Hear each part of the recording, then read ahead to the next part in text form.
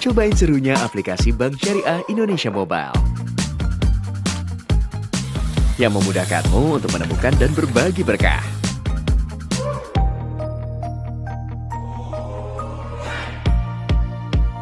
Lebih mudah investasi emas,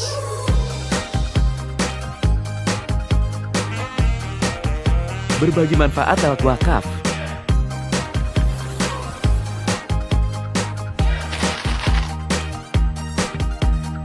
cari lokasi masjid, bahkan lebih mudah buat eksis. Buka rekeningnya juga mudah, bisa di mana aja. Asik kan? Sambil hangout, sambil ngopi cantik, sambil ngapain aja, terserah, nggak pakai ribet. Bank Syariah Indonesia Mobile, sahabat yang menemanimu untuk hidup lebih mudah, lebih berkah. Alhamdulillahilladzi hadana li hadza wa ma kunna linahtadiya laula an hadanallah. Asyhadu an la ilaha illallah wa asyhadu anna Muhammadan abduhu wa rasuluh la nabiyya wa la rasula ba'd. Yang pertama, di mana ketika kita memasuki majelis dimanapun kita berada, tentunya sudah pasti dan tidak mungkin tidak kita senantiasa memanjatkan puji syukur kita dan rasa syukur kita kehadirat Allah Subhanahu wa taala. Atas izin Allah Subhanahu wa taala kita tidak tidur pagi. Kita tidak tidur pagi seperti kebanyakan remaja lakukan biasanya. Kita di sini duduk bersama meskipun via virtual, namun kita insya Allah akan siap untuk menengadahkan mangkok kosong tersebut untuk siap mencari dan menuntut ilmu pada pagi hari ini. Lalu kemudian sholawat dan salam selalu kita hanturkan, kita lafazkan, kita lirihkan dari mulut kita, dari lisan kita kepada Rasulullah Sallallahu Alaihi Wasallam.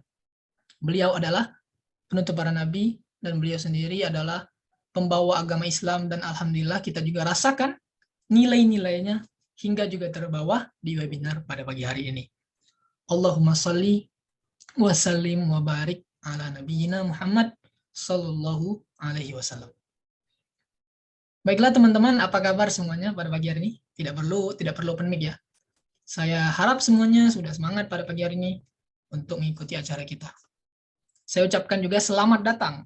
Selamat datang teman-teman peserta, baik peserta biasa maupun peserta pelatihan di acara kita pada pagi hari ini di pelatihan bisnis syariah digital Road to Syariah Economic Hackathon, di mana acara kita pada pagi hari ini diinisiasi oleh KC Akses Lipia atau singkatan dari Kelompok Studi Ekonomi Islam Lipia Jakarta.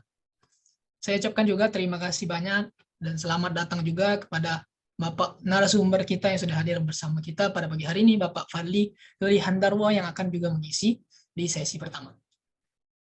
Baiklah teman-teman semuanya, izinkan saya di sini Muhammad Zakir Ahmad, saya sendiri merupakan anggota dari Kelompok Studi Ekonomi Islam sebagai Master of Ceremony pada pagi hari ini sebagai pembawa acara yang akan membawa acara kita pada pagi hari ini. Baiklah, teman-teman semuanya, acara pada pagi hari ini disponsori oleh Bank Syariah Indonesia. Selain itu, acara pada pagi hari ini juga disponsori oleh Yayasan Al-Kahfi Batam, Jagoan Bakso Malang, dan Ummu Amizah Skincare. Tanpa memperpanjang kalam dan daripada kita menghabiskan waktu, langsung saja kita masuk ke acara yang pertama, yaitu adalah acara pembukaan. Marilah bersama-sama dengan khidmat, dengan penuh rasa tunduk dan rasa hormat kepada Allah Subhanahu wa taala, kita ucapkan bersama-sama al-basmalah. Bismillahirrahmanirrahim. Dengan ucapan al-basmalah tadi, semoga acara kita pada pagi hari ini diberkahi oleh Allah Subhanahu wa taala. Memasuki acara yang kedua adalah lantunan ayat suci Al-Qur'an.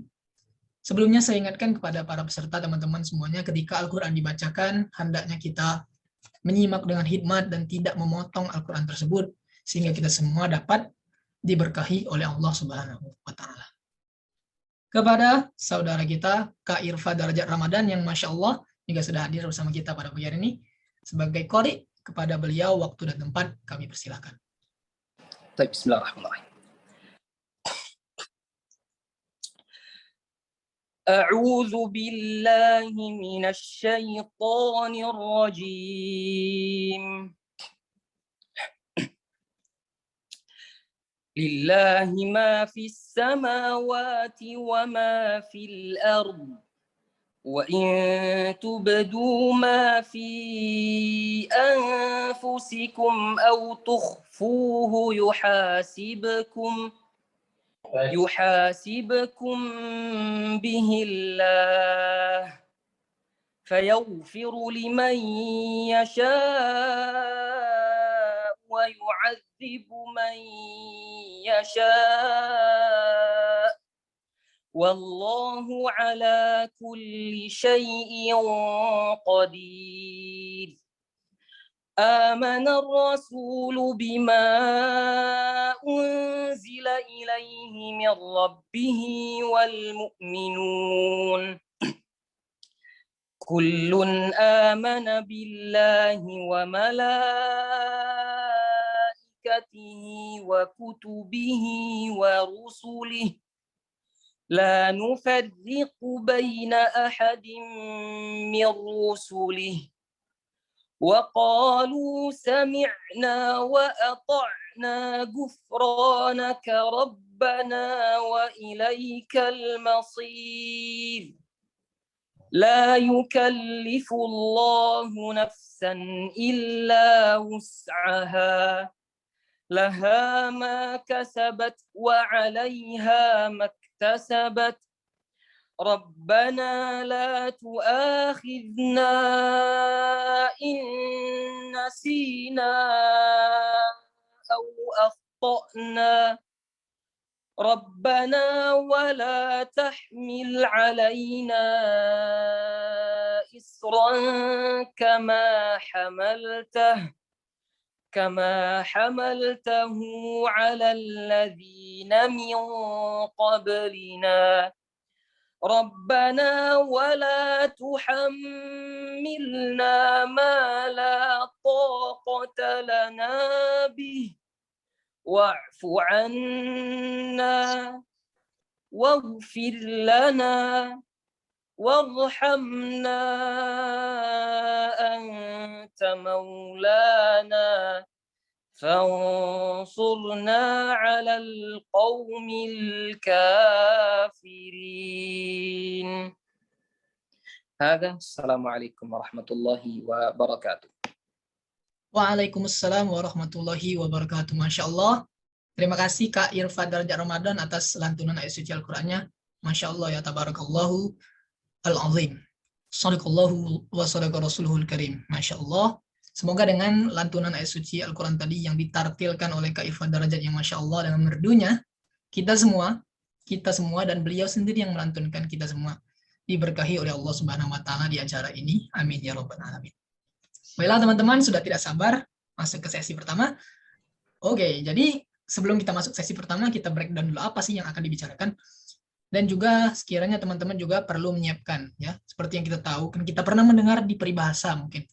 Teman-teman yang pernah belajar tentang mahfuzat, ada peribahasa yang mengatakan bahwasanya ilmu itu ibarat hewan buruan. Ketika kita tidak mengikat hewan buruan tersebut, maka jelas hewan buruan tersebut akan kabur. Jadi teman-teman semuanya yang sekarang sudah bersusah payah untuk hadir, sudah meluangkan waktu di akhir pekan untuk hadir di acara ini, mungkin bisa menyiapkan dulu kertas dan pena, atau mungkin teman-teman yang menggunakan handphone atau PC-nya bisa menyiapkan aplikasi record, karena takutnya nanti teman-teman ketika keluar dari sini, karena takutnya teman-teman yang setelah keluar dari sini ternyata ilmunya tadi hanya masuk telinga kiri, keluar telinga kanan. Jadi teman-teman bisa kondisikan dulu agar kita semua siap untuk menimba ilmu dan menyingkatnya dengan berbagai macam cara tadi. Dari sesi pertama ini sudah hadir juga bersama kita Bapak Fadli Wilihandarwo, Masya Allah. Juga beliau sendiri merupakan tidak hanya seseorang yang berkecimpung di bidang teori, namun beliau sendiri adalah seorang praktisi. Ya. Jadi praktisi itu beda dengan seseorang yang hanya berkecimpung di bidang teori. Beliau sendiri dari yang saya sedikit baca, Masya Allah, beliau ini adalah seorang sarjana kedokteran, dan ternyata beliau tidak memilih untuk menjadi dokter sepertinya, tapi beliau memilih untuk mendirikan sekolah startup, Masya Allah, yang tentunya impact-nya saya yakin sekali. Saya yakin sekali, mungkin sekarang gaungnya belum terdengar, namun saya yakin sekali nanti gaungnya akan terdengar ke seluruh Indonesia. Amin. Dan di sesi pertama ini Bapak Fadli selaku CEO di sekolah startup, beliau sendiri seorang praktisi, akan berbicara tentang bagaimana kita membangun bisnis menggunakan design thinking. Baiklah, teman-teman sudah tidak sabar untuk masuk ke sesi pertama. Sebelumnya kami sampaikan lagi bahwasanya acara kita pada pagi hari ini disponsori oleh Bank Syariah Indonesia.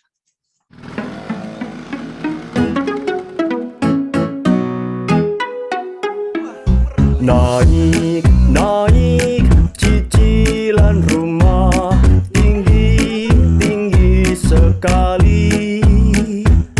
Naik cicilan rumah tinggi sekali. Naik cicilan rumah, hobi jadi mengalah. Cara mudah punya rumah, hobi nggak ngalah. BSI Griasi Muda. Ekstra tenor, ekstra plafon, cicilan pasti. Anak muda jadi bisa punya rumah. Bank Syariah Indonesia.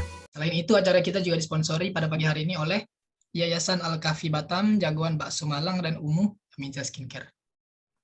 Baiklah teman-teman semuanya, tadi sedikit sponsor dan dukungan dari sponsor kita.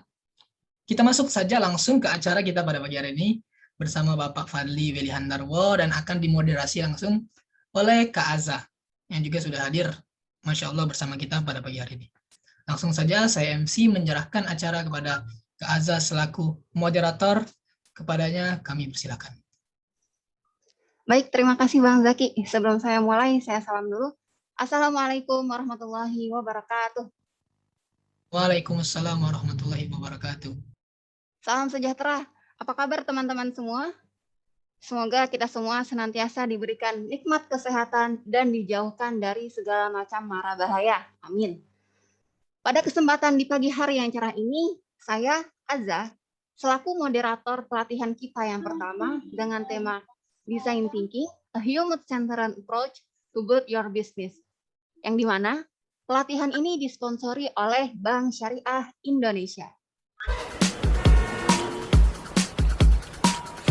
Cobain serunya aplikasi Bank Syariah Indonesia Mobile yang memudahkanmu untuk menemukan dan berbagi berkah.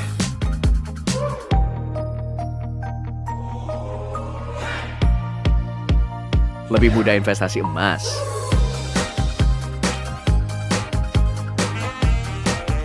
berbagi manfaat lewat wakaf,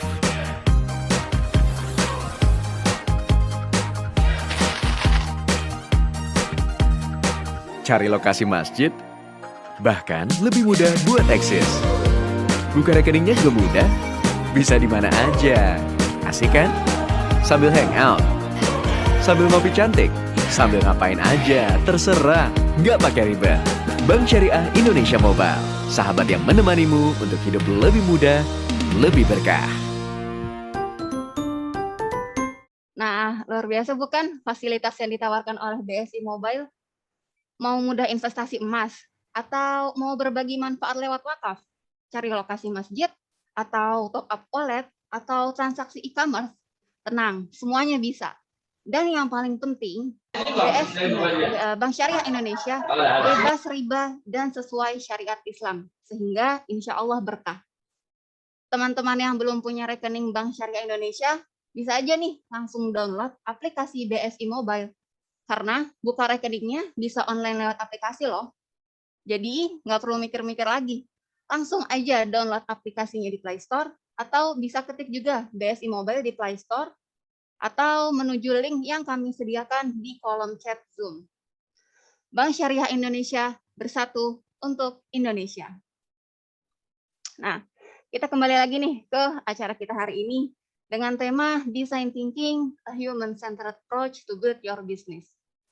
Secara gambaran umum, design thinking adalah pendekatan inovasi yang menggunakan cara berpikir dan teknik-teknik desainer untuk mempertemukan antara apa yang customer butuhkan dengan apa yang memungkinkan secara teknologi untuk dijadikan sebagai peluang bisnis yang menguntungkan. Nah, pertanyaannya adalah, apa aja sih nih langkah-langkah dalam membuat design thinking? Dan kenapa pula kita harus menggunakan design thinking dalam membangun suatu bisnis? Nah, nih, untuk menjawab pertanyaan-pertanyaan ini, pagi hari ini semuanya akan dibahas secara tuntas oleh narasumber kita yang sangat luar biasa. Beliau adalah CEO di Startup School yang telah menyelesaikan studinya di Universitas Hasanuddin pada tahun 2006 sampai 2007, mengambil jurusan Public Health, kemudian melanjutkan studinya dengan jurusan Doctor of Medicine pada tahun 2008 sampai 2015 di Universitas Gadjah Mada. Oh, luar biasa sekali nih. Walaupun latar belakangnya kesehatan, akan tapi beliau lebih memilih untuk membangun startup.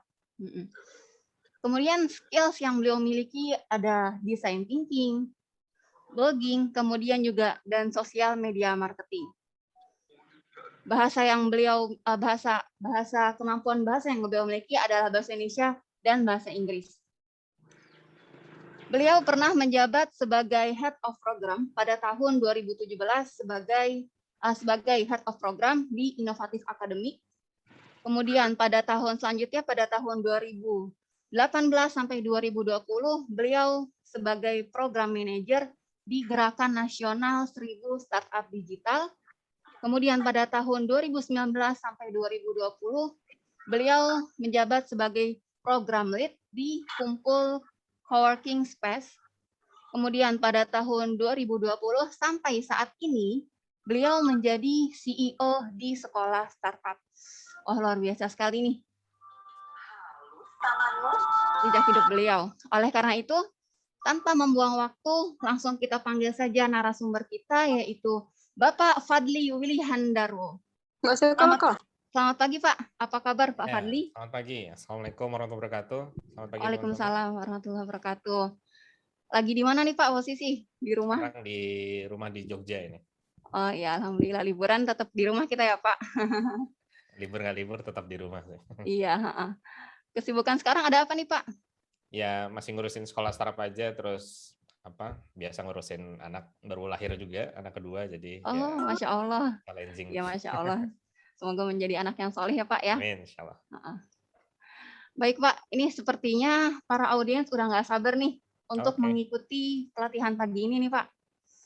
Nah, sebelum kita mulai, saya akan membacakan rundown pelatihan pada pagi ini, yaitu sesi pertama, narasumber memaparkan materi sekitar 60 menit, kemudian dilanjutkan dengan sesi kedua, yaitu tanya jawab antara peserta dan Bapak Fadli. Baik, tanpa membuang waktu, kepada narasumber kita, yaitu Bapak Fadli, waktu dan layar kami persilahkan. Oke. Ya, terima kasih teman-teman atas kesempatannya. Ya, alhamdulillah kita masih diberikan kesempatan untuk bertemu walaupun virtual ya saat ini. Dan excited banget ya hari ini diundang oleh teman-teman dari KC gitu ya, Ekonomi Syariah. Tentunya teman-teman punya banyak ide bisnis gitu ya, kemudian juga apalagi ada added value-nya yaitu ada ekonomi syariah di dalamnya. Dan di sini saya coba membuka perspektif teman-teman tentang bagaimana proses membangun bisnis melalui proses yang disebut sebagai design thinking gitu ya. Buat beberapa teman-teman mungkin baru mendengar ini pertama kali ya, it's okay karena nanti saya menjelaskannya benar-benar dari awal dan outputnya mudah-mudahan nanti teman-teman bisa melakukan proses mulai dari idea generation-nya sampai eksekusi produknya ya menggunakan konsep design thinking ini lebih baik gitu. Dan sebelum mulai saya juga ingin tahu gitu ya, nanti boleh di kolom chat ya teman-teman, siapa saja yang sudah mulai membangun bisnis nih gitu. Dan boleh diceritakan bisnisnya apa. Nanti sambil jalan saya akan baca supaya nanti saya bisa ngasih contoh-contoh yang mungkin relevan nih dengan bisnis teman-teman gitu ya, study case yang relevan. Jadi boleh sekaligus cerita ya di teman-teman di kolom chat gitu ya. Teman-teman sekarang sedang ngelakuin bisnis apa gitu ya. Sudah punya tim atau belum, kemudian membangunnya apa, kemudian kalau ngebangun startup kira-kira sekarang sudah seperti apa statusnya, apakah sudah digunakan oleh orang atau belum gitu ya, menyelesaikan masalah apa dan lain sebagainya. Jadi boleh silakan nanti komen di kolom chat supaya nanti saya tahu teman-teman ini sudah sejauh apa terlibat dalam bisnis gitu. Oke, jadi kurang lebih sekitar 60 menit ke depan insya Allah ya, sampai 9.30 saya akan nyampein materi dulu, kemudian nanti kita akan diskusi. Tetapi supaya nanti nggak lupa, kalau teman-teman punya pertanyaan yang ada langsung kepikiran itu, tulis aja di kolom chat lebih dulu, nanti biar teman-teman panitia biar bisa menangkap itu, supaya nanti teman-teman nggak lupa tadi bertanya apa ya, gitu ya. Oke, sip. Layar saya sudah aman ya sekarang ya, kelihatan semuanya? Aman, Pak. Oke, baik.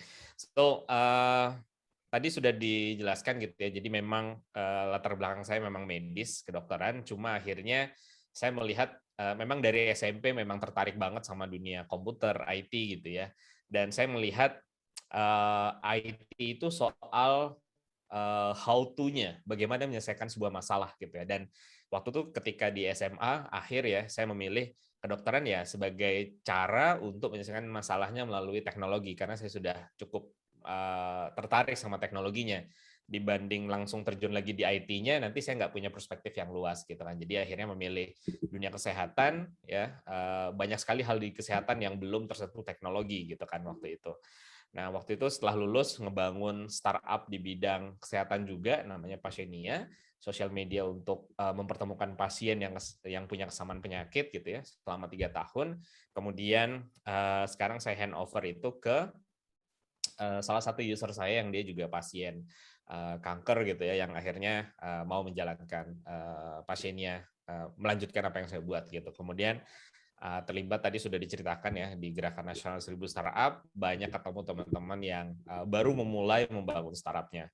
So insight-nya adalah apapun background teman-teman gitu ya, kalau ngomongin sekarang di dunia digital itu nggak ada batasan gitu. Jadi teman-teman sekarang mungkin sedang mempelajari ekonomi syariah gitu ya, atau bisnis atau peternakan, pertanian, apapun gitu ya, itu nggak masalah karena banyak sekali teknologi yang bisa memudahkan kita untuk membangun bisnis di bidang teknologi gitu.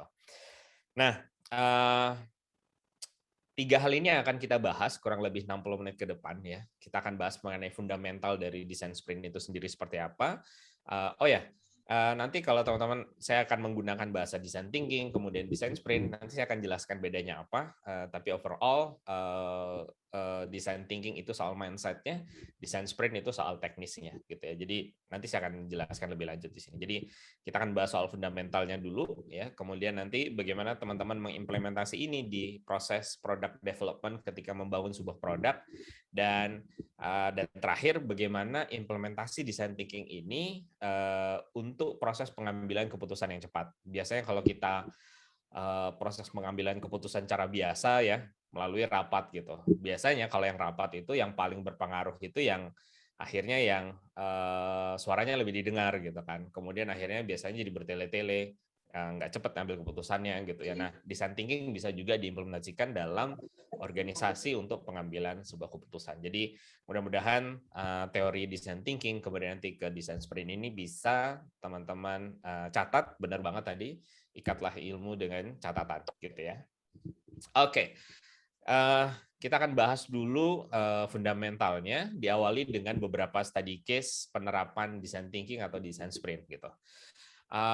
Dulu ketika terlibat dalam program Gerakan Nasional 1000 Startup Digital, banyak startup yang akhirnya ngebangun proses ideation-nya, mulai dari idenya itu dimulai dengan proses design thinking gitu. Jadi ini cocok banget karena design thinking itu bisa menurunkan visi misi kita gitu. Jadi biasanya kita pingin hutan di Indonesia terselamatkan gitu kan. Kemudian diturunkan bentuk konkretnya seperti apa dengan cara yang secepat-cepatnya dan efektif gitu. Nah, mereka ini, para startup ini di program 1000 Startup Digital menggunakan proses design thinking nih dalam membangun startupnya dari awal gitu. Jadi ini cocok untuk digunakan ketika teman-teman belum punya ide atau sudah punya ide tapi belum tahu gimana eksekusinya. Jadi letaknya di awal itu bagus banget gitu. Yang kedua, ketika pun produknya sudah jadi, misalnya salah satu klien kita waktu itu bahasa kita, dia punya banyak produk, tapi akhirnya jadi kehilangan arah gitu. Kalau tadi itu di depan arahnya duluan yang tahu pengen gimana, kalau ini akhirnya setelah bangun banyak sekali produk di dalam company-nya, akhirnya bingung, ini arah company kita kemana sih, kayak semua produk akhirnya dilahap gitu ya. Nah, jadi even produknya sudah ada, mereka bisa menggunakan design thinking ini untuk mengatur ulang nih visi company-nya akan seperti apa. Nah, kemudian di pemerintahan ya beberapa kali saya juga melakukan design thinking di Kominfo ya, kemudian juga di Bappenas gitu. Barusan juga pelatihan ASN baru yang diterima di Kominfo itu saya training menggunakan design thinking dan itu mendobrak birokrasi banget sebenarnya. Jadi biasanya proses rapat itu dari atasan itu harus selalu didengar gitu ya, yang bawahan itu tidak terapresiasi gitu. Oke, di sini ngebantu banget proses diskusinya jadi lebih hidup dan semua orang itu merasa terapresiasi, didengar gitu ya, sehingga bisa lebih semua ide-ide bisa keluar dan semua orang merasa menjadi bagian dari organisasi ini gitu. Jadi tidak hanya di level startup bisnis gitu ya, di level pemerintahan itu udah banyak banget digunakan proses design thinking ini gitu.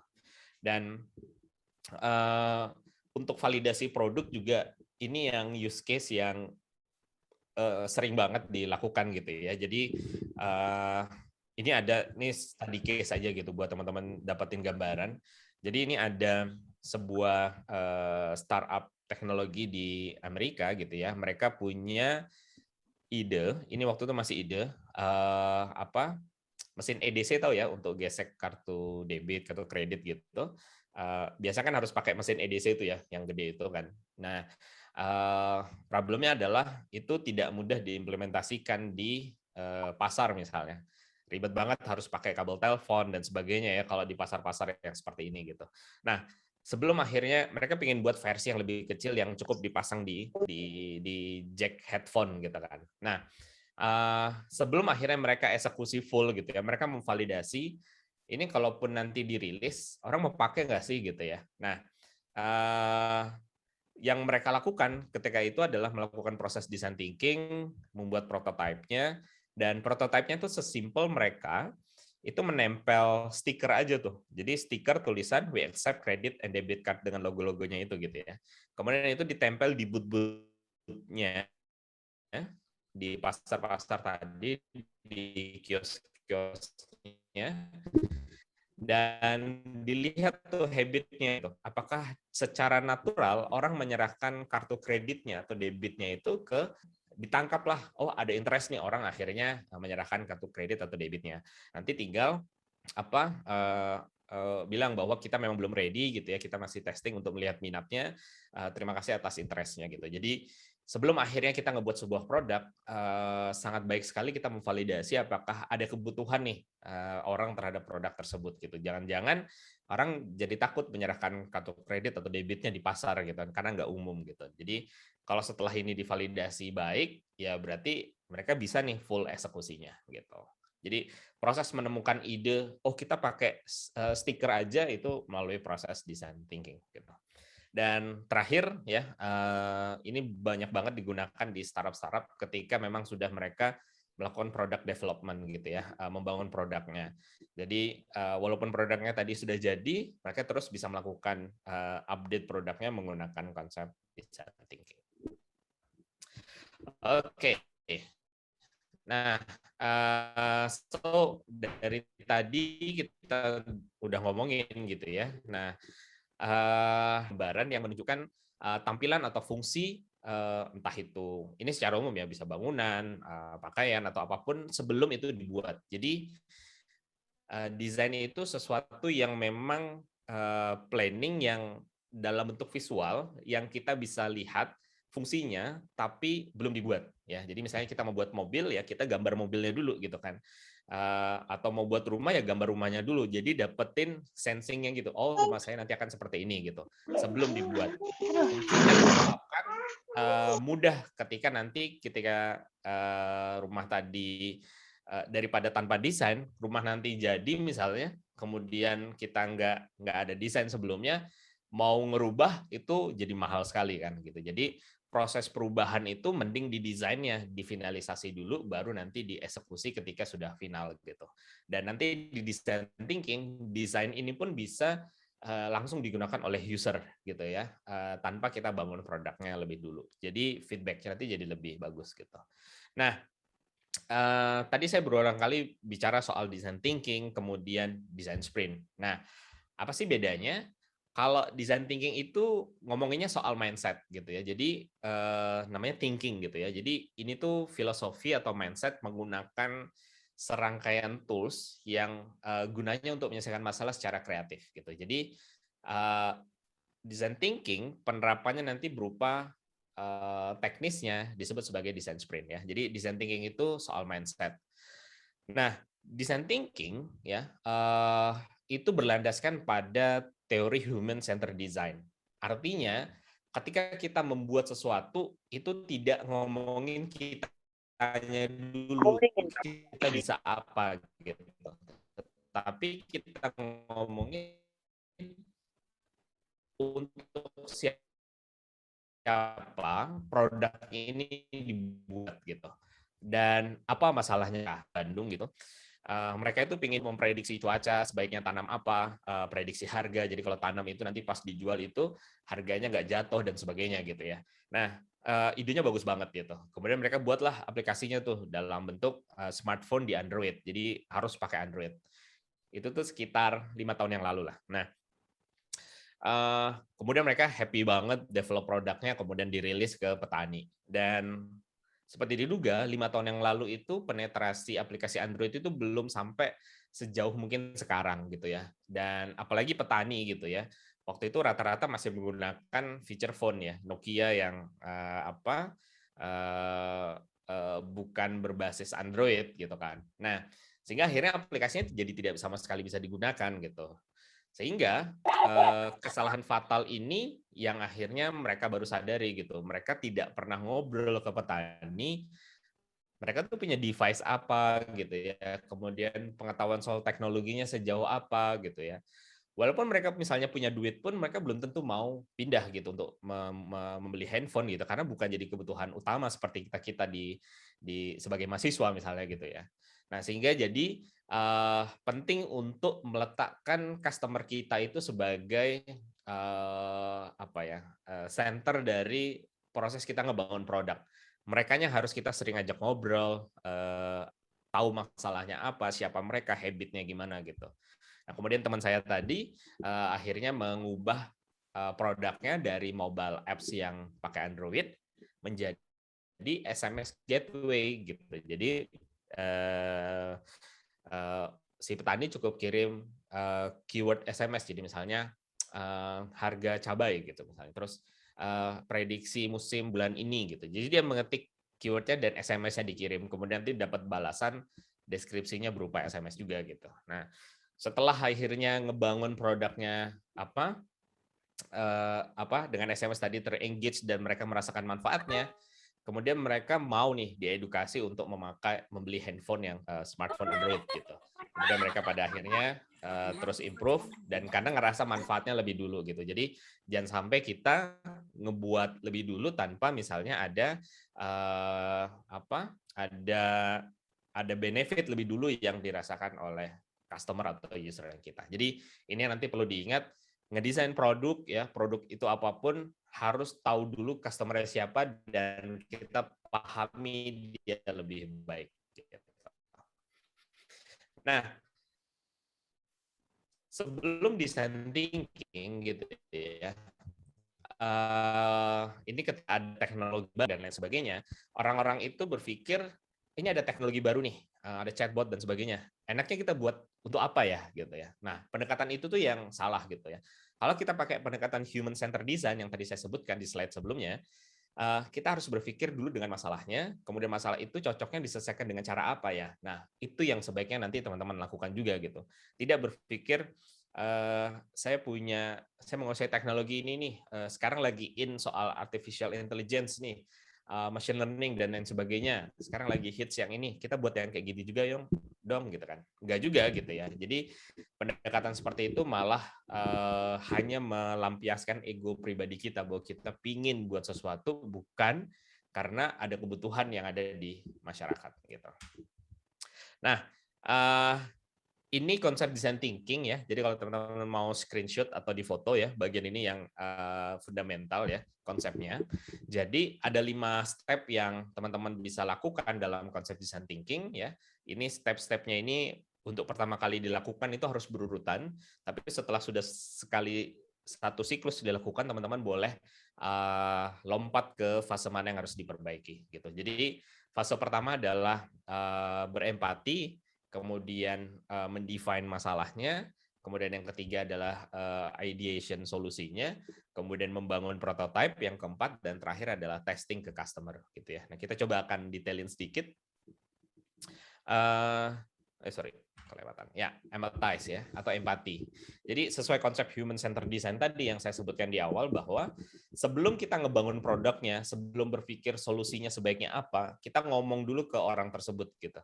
Untuk siapa produk ini, siapa dia, kesehariannya gimana, apa problemnya mereka, dan apa yang sudah mereka lakukan untuk menyelesaikan masalahnya mereka gitu. Dan kalau untuk ini saya teringat cerita proses bagaimana mobil itu ditemukan gitu, Henry Ford gitu ya. Ketika di zamannya belum ada mobil, si Henry Ford ini bertanya nih ke masyarakat di waktu itu gitu. Hai Bapak Ibu sekalian, Bapak Ibu butuh apa nih gitu untuk menunjang transportasi lebih baik gitu, pertanian bisa lebih maju dan lain sebagainya gitu. Karena waktu itu belum ada mobil, masyarakat ya jawabnya saya butuh kuda yang lebih cepat gitu. Dengan ngomong saya butuh kuda lebih cepat, ya karena memang mereka tidak terbayangkan apa yang lebih di atas kuda gitu, karena mereka sehari-harinya pakai kuda gitu kan. Nah, kalau Henry Ford ya hanya menjawab kebutuhan secara langsung gitu ya, si audience ya mungkin kita akan kenal hari ini Henry Ford itu sebagai penjual suplemen kuda kali, karena dia berfokusnya pada kudanya lambat, pengen cepat kasih suplemen gitu kan. Nah, kebanyakan dari kita mungkin berada di level ini gitu ya, ketika belum mengenal konsep design thinking gitu. Artinya masih di tahap dia butuh apa ya kita kasih gitu. Nah, di tahap ini kita tuh harus menggali banget gitu. Alih-alih langsung menjawab pertanyaan dia, kita bertanya mengapa gitu. Mengapa kamu butuh kuda lebih cepat? Oh, biar jauh gitu ya. Terus kita gali lebih dalam gitu ya. Mengapa terus sampai mendapatkan akar masalahnya gitu. Jadi goal di sini adalah kita mengenal customer kita itu sejauh mungkin.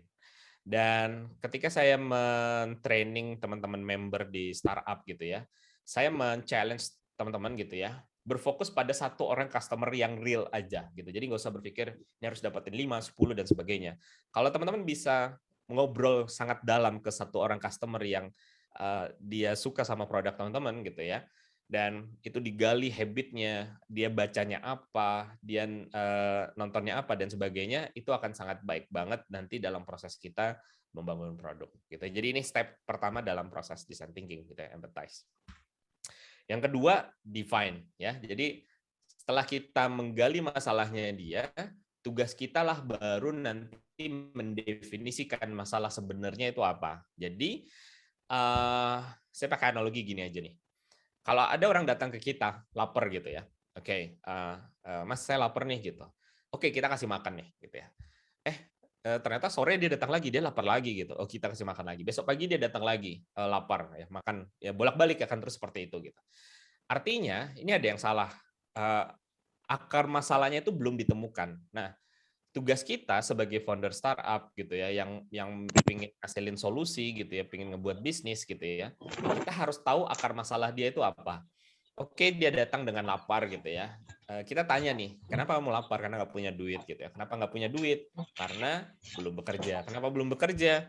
Karena nggak punya skill gitu. Oke, berarti kalau kita bisa kasih skill dia, mudah-mudahan dengan itu dia bisa bekerja, dapat duit, dan bisa makan sendiri gitu. Jadi sebuah masalah itu, kalau teman-teman melihat masalah yang ada di masyarakat dan itu masalahnya terus-terus terjadi, berarti solusi-solusi yang sudah hadir sekarang itu belum menyelesaikan akar masalahnya. Jadi ini signal yang bagus ya kalau teman-teman menyaksikan di masyarakat ada masalah yang selalu berulang, itu kesempatan teman-teman untuk mencari tahu lebih dalam ya masalah apa sih yang sebenarnya melandasi masalah permukaan tadi gitu ya. Jadi fenomena gunung es gitu ya. Jadi benar-benar gali sedalam-dalamnya dengan metode 5 why. Jadi bertanya 5 kali sedalam ya, bertanya mengapa gitu.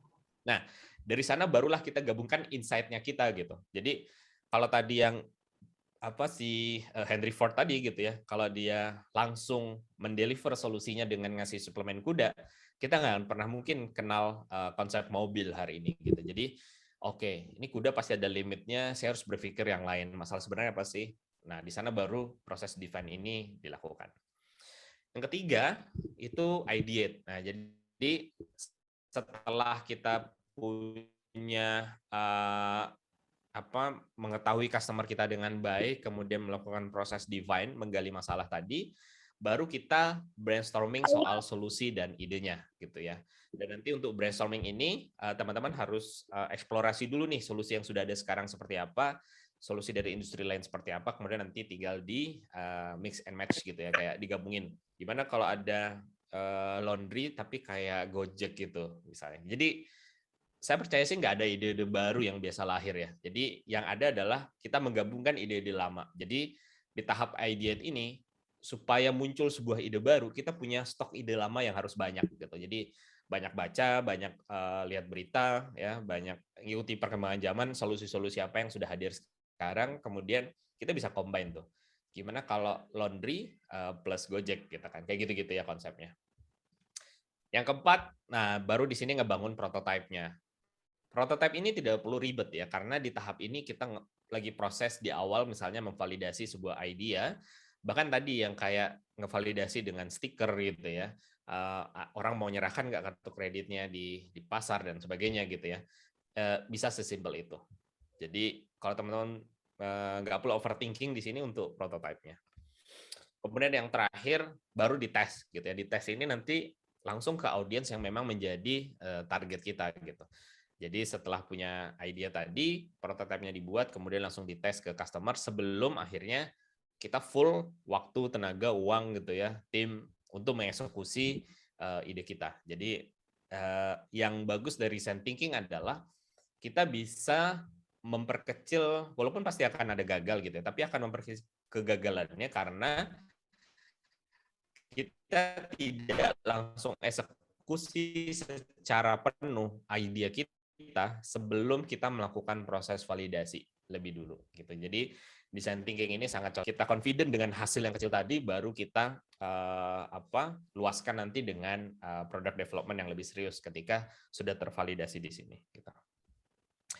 Oke, nah jadi ini ketika teman-teman sudah berada di fase akhir testingnya, boleh kembali ke fase di mana yang harus diperbaiki. Jadi ketika testing, oh ternyata proses pendefinisian masalah kita jadi salah. Kemudian kita ubah di sini saja, tetapi customer-nya tetap gitu. Kemudian kalau akhirnya setelah di testing, customer-nya memang sudah benar, problemnya sudah benar, ternyata solusinya salah, kita tinggal balik ke fase di sini gitu. Gitu ya. Nah, itu tadi design thinking. Dan kalau ngomongin design thinking, kemudian penerapannya nanti ke design sprint gitu ya, analoginya seperti ini gitu. Kalau misalnya teman-teman ini ada dua orang ya teman-teman yang jarang masak atau belum pernah masak, kemudian dipasangin dengan koki gitu ya atau chef gitu. Nah dua-duanya sama-sama dapat bahan yang sama, alat dan sebagainya gitu. Yang beda adalah tadi pengalaman, expertise, nggak punya resep dan sebagainya gitu ya. Sama-sama bahannya. apakah keduanya otomatis menjadi masakan yang enak, misalnya membuat nasi goreng gitu? Tentu tidak gitu ya. Jadi walaupun bahan sama, alat sama, ingredientnya sama antara dua orang ini, outputnya nanti bisa sangat berbeda. Ada yang satu jadi nasi goreng yang sangat enak, ada yang satu jadi kasinan atau malah hambar sama sekali gitu ya. Atau nasinya panas jadi akhirnya lembek dan sebagainya gitu. Jadi nggak enak. Nah, yang membuat ingredient tadi menjadi masakan yang enak itu ada satu komponen yang hilang, yaitu adalah resep gitu ya. Resep itu didapatkan melalui proses eksperimen tentunya. Jadi orang yang pertama kali buat nasi goreng itu pasti gagal. Kemudian dia coba lagi yang kedua, oh nasinya harus pakai nasi dingin gitu kan. Nah, itu tuh bagian dari resepnya dia gitu. Kemudian urutan memasukkan, oh nasinya lebih dulu baru garamnya gitu, atau garamnya dulu baru nasinya gitu. Nah, proses menjadikan nasi goreng yang enak itu perlu beberapa kali eksperimen, dan ketika eksperimennya sudah menghasilkan yang enak, akhirnya jadilah sebuah panduan atau resep tadi gitu. Sehingga kenapa chef itu dia jadi enak ya karena dia udah ribuan kali memasak nasi goreng yang salah gitu. Kemudian akhirnya menghasilkan nasi goreng yang enak. Nah, design thinking juga seperti itu gitu. Dan kalau tadi ngomongin design thinking itu adalah soal mindset-nya gitu ya. Soal eksekusinya itu pembangunan resepnya itu pakai metode disebut design sprint gitu. Jadi dalam bisnis kita punya skills, data, ide gitu ya. Itu tidak serta-merta kalau dibuat langsung jadi produk yang tervalidasi. Itu tidak otomatis ya. Jadi perlu eksperimen berkali-kali untuk akhirnya mendapatkan produk yang tervalidasi tadi gitu. Jadi sama seperti konsep resep tadi. Jadi kalau tadi saya ceritakan soal design thinking itu tentang mindset yang misalnya ini kita harus empati dulu, kemudian mendefinisikan masalah. Tapi kan saya tidak jelaskan tadi bagaimana caranya mendefinisikan masalah, bagaimana caranya berempati ke customer dan sebagainya ya. Nah, tentang how to-nya itu ada di design sprint gitu. Jadi design thinking itu payungnya ya, payung atau konsep utamanya akan ada di satu titik ya bagi chef profesional gitu ya. Dia sudah tidak perlu panduan resep lagi, udah hafal di luar kepalanya. Artinya desain sprint-nya itu udah berhasil menjadikan dia mindset gitu. Dan itu yang dilakukan oleh beberapa company gitu ya. Dulunya dia ngelakuin desain sprint itu 5 hari, kemudian karena sudah sering melakukan gitu, sudah nyatok banget di kepala dia gitu ya, di mentalnya para timnya, sehingga mereka bisa memperpendek prosesnya ini jadi cuma 1 hari aja gitu. Karena jadi udah hafal banget prosesnya, udah paham banget semuanya gitu. Jadi penting kita untuk mengeksekusi design thinking ini melalui eksekusi resep tadi nih, design sprint gitu ya. So, kalau tadi design thinking soal mindset, jadi design sprint itu adalah framework-nya atau step by step-nya, cara berpikirnya, framework yang sudah diuji nih, gitu ya. Framework ini tujuannya adalah menjawab critical business questions gitu, atau organisasi. Kalau teman-teman pengen implementasi ini di organisasi melalui proses desain, prototyping, dan testing idea dengan user. Jadi yang saya tebali di sini adalah tidak semua hal itu bisa didesain sprint-kan ya. Hanya pertanyaan-pertanyaan yang kritikal di bisnis kita. Misalnya, ini ada yang mau beli nggak sih produk kita gitu. Itu pertanyaan paling kritikal kan. Kalau nggak ada yang beli, buat apa kita berbisnis gitu. Jadi jangan dipahami seperti itu. Yang bijak adalah dihibur. Solusi A ini bisa nyelesain masalah B nggak sih? Nah, itu tuh pertanyaan kritikal yang harus dijawab. Kalau pertanyaannya misalnya, ini sebaiknya websitenya dikasih warna biru atau merah ya, itu bukan pertanyaan kritikal gitu. Jadi fokus ke pertanyaan kritikal di bisnis teman-teman apa. Kalau belum mulai berarti ngomonginnya soal idenya, ide ini bakal laku nggak ya? Nah, itu pertanyaan kritikal tuh. Itu yang harus dijawab nanti lewat proses design sprint gitu. Nah, kalau tanpa design sprint ya, kalau ngelihat grafik yang ada di sebelah kanan ini, kita ngebangun produknya itu dengan kita punya ide gitu ya, kemudian buat produknya. Misalnya teman-teman pengen masuk di startup teknologi nih gitu ya, punya ide tadi ngebantu petani misalnya. Kemudian teman-teman kumpulin developer untuk ngegaji mereka untuk ngebangun aplikasi gitu ya. Kemudian nanti baru di launching marketingnya dan sebagainya. Kemudian dirilis, di fase learn ternyata petani pada nggak suka ternyata produk kita, mereka nggak bisa gunain gitu, dan akhirnya proses kita ngebangun 6 bulan atau setahun jadi sia-sia gitu kan. Nah, proses desain sprint itu garis biru ini. Jadi kita bisa memvalidasi ide kita atau langsung loncat ke fase akhir learn tanpa ngebangun produknya atau meluncing produknya lebih dulu gitu ya. Kok bisa? Nanti kita akan detailkan. Jadi intinya adalah teman-teman punya ide, langsung dipelajari kira-kira nanti responnya gimana dengan prototipe atau desain yang kita bisa buat lebih cepat gitu ya. Kemudian kalau ternyata dari prototipe atau desain tersebut ternyata target customer-nya tidak suka problemnya atau mengganti solusinya. Jauh lebih mudah mengobrak-ngabrik lewat desain dibanding mengobrak-ngabrik coding yang aplikasi yang sudah kita bangun cukup lama gitu. Jadi kalau ini gagal ya udah no hard feeling gitu, langsung ubah lagi. Learning idea learning gitu terus sampai nanti sudah valid baru kita bangun produknya, baru di launch, baru learn-nya akan terprediksi lebih baik gitu. Ya, sampai saat ini paham ya.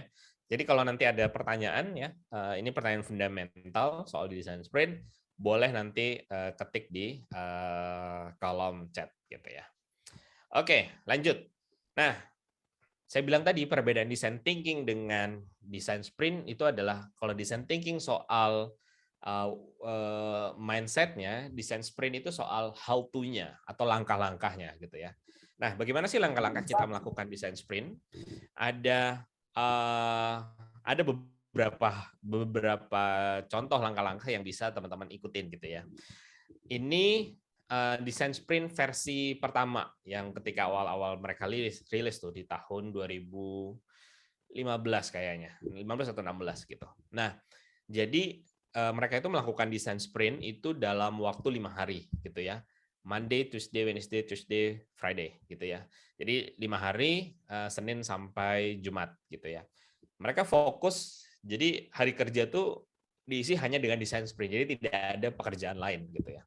Jadi hari Senin ngomonginnya mapping. Mapping apa? Mapping problem. Jadi pokoknya hari Senin itu kita berkumpul untuk ngomongin soal masalah apa sih yang harus kita pecahkan gitu ya. Kemudian hari Selasa itu ngomongnya soal sketch ya. Sketching itu menggambar, mengilustrasikan solusinya. Kemudian hari Rabu itu mendesain solusi mananya, kemudian membangun storyboard dari solusi tersebut. Kemudian hari Kamis membuat prototipenya dan hari Jumat testing.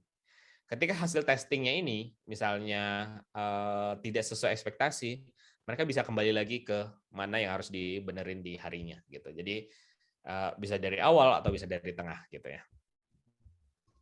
Nah, ketika ini berhasil ya udah minggu depannya mereka nggak perlu melakukan design thinking lagi atau design sprint gitu. Mereka tinggal mengeksekusi produk tersebut gitu. Jadi resikonya bisa ditekan gitu. Resikonya hanya 1 minggu gitu. Nah, kembali. Oke, ini yang versi pertama dan ini yang versi yang kedua. Design sprint versi 2. Jadi waktunya lebih dipendekin sampai Jumat dijadikan sampai Kamis aja gitu ya. Kemudian desain sprint yang baik itu adalah desain sprint yang melibatkan keseluruhan stakeholders gitu. Jadi bahkan sampai level pemimpinnya gitu ya, yang ngambil keputusan, usernya juga bisa dilibatkan gitu ya. Nah, mereka itu berfokus pada semuanya itu kumpulnya di hari Senin dan Selasa aja, kemudian hari Rabu dan Kamisnya itu cukup beberapa orang karena tinggal ngebangun prototype dan testing gitu. Jadi yang perbedaan tadi dibanding sebelumnya adalah menggabungkan hari Senin dan Selasanya. Map dan sketch-nya dijadikan di hari Senin. Jadi pagi pagi ngomongin problem, sore ngomongin solusi gitu ya. Kenapa jalan sendiri ya? Oke. Nah, decide-nya itu tetap di hari yang berbeda atau fase memutuskan itu di hari yang berbeda.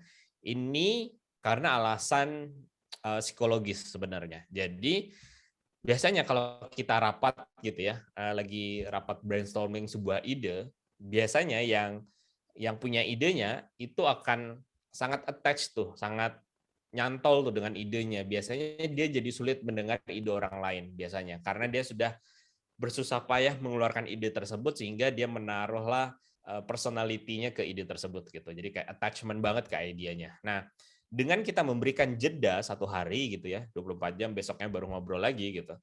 Proses kita mengambil keputusannya bisa jadi lebih tidak bias karena akhirnya kita memberikan ruang untuk kita melihat ide lain lebih objektif gitu ya, tidak subjektif karena kita punya ide gitu ya. Jadi harapannya ini bisa mengambil keputusan yang lebih baik karena kita sudah tahu semua solusinya apa, setiap orang memberikan solusinya, kemudian kita diberikan waktu berpikir ya 24 jam untuk besoknya baru kita ketemu lagi untuk mendesain solusi mana yang sebaiknya kita pilih gitu.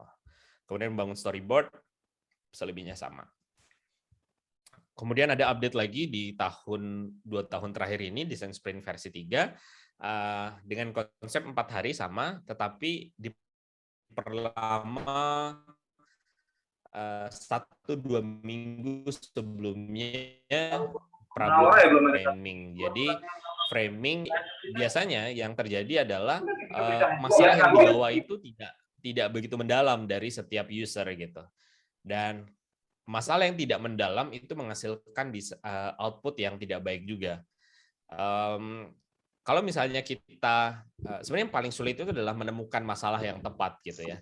Paling gampang itu menghasilkan solusi gitu. Jadi bertanya yang tepat itu hal yang paling sulit dibanding menjawab pertanyaan ya. Jadi penting untuk melakukan problem framing yang lebih baik, artinya melakukan obrolan ke customer gitu ya, ke stakeholders yang lain, kemudian memilih tim yang tepat, memahami user atau customer dengan baik, interview mereka dan sebagainya gitu. Jadi persiapannya itu jauh lebih penting dibanding tidak lebih penting juga apa?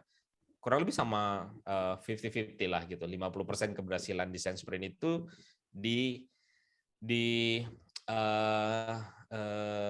dihasilkan dari persiapan menentukan problem yang tepat gitu.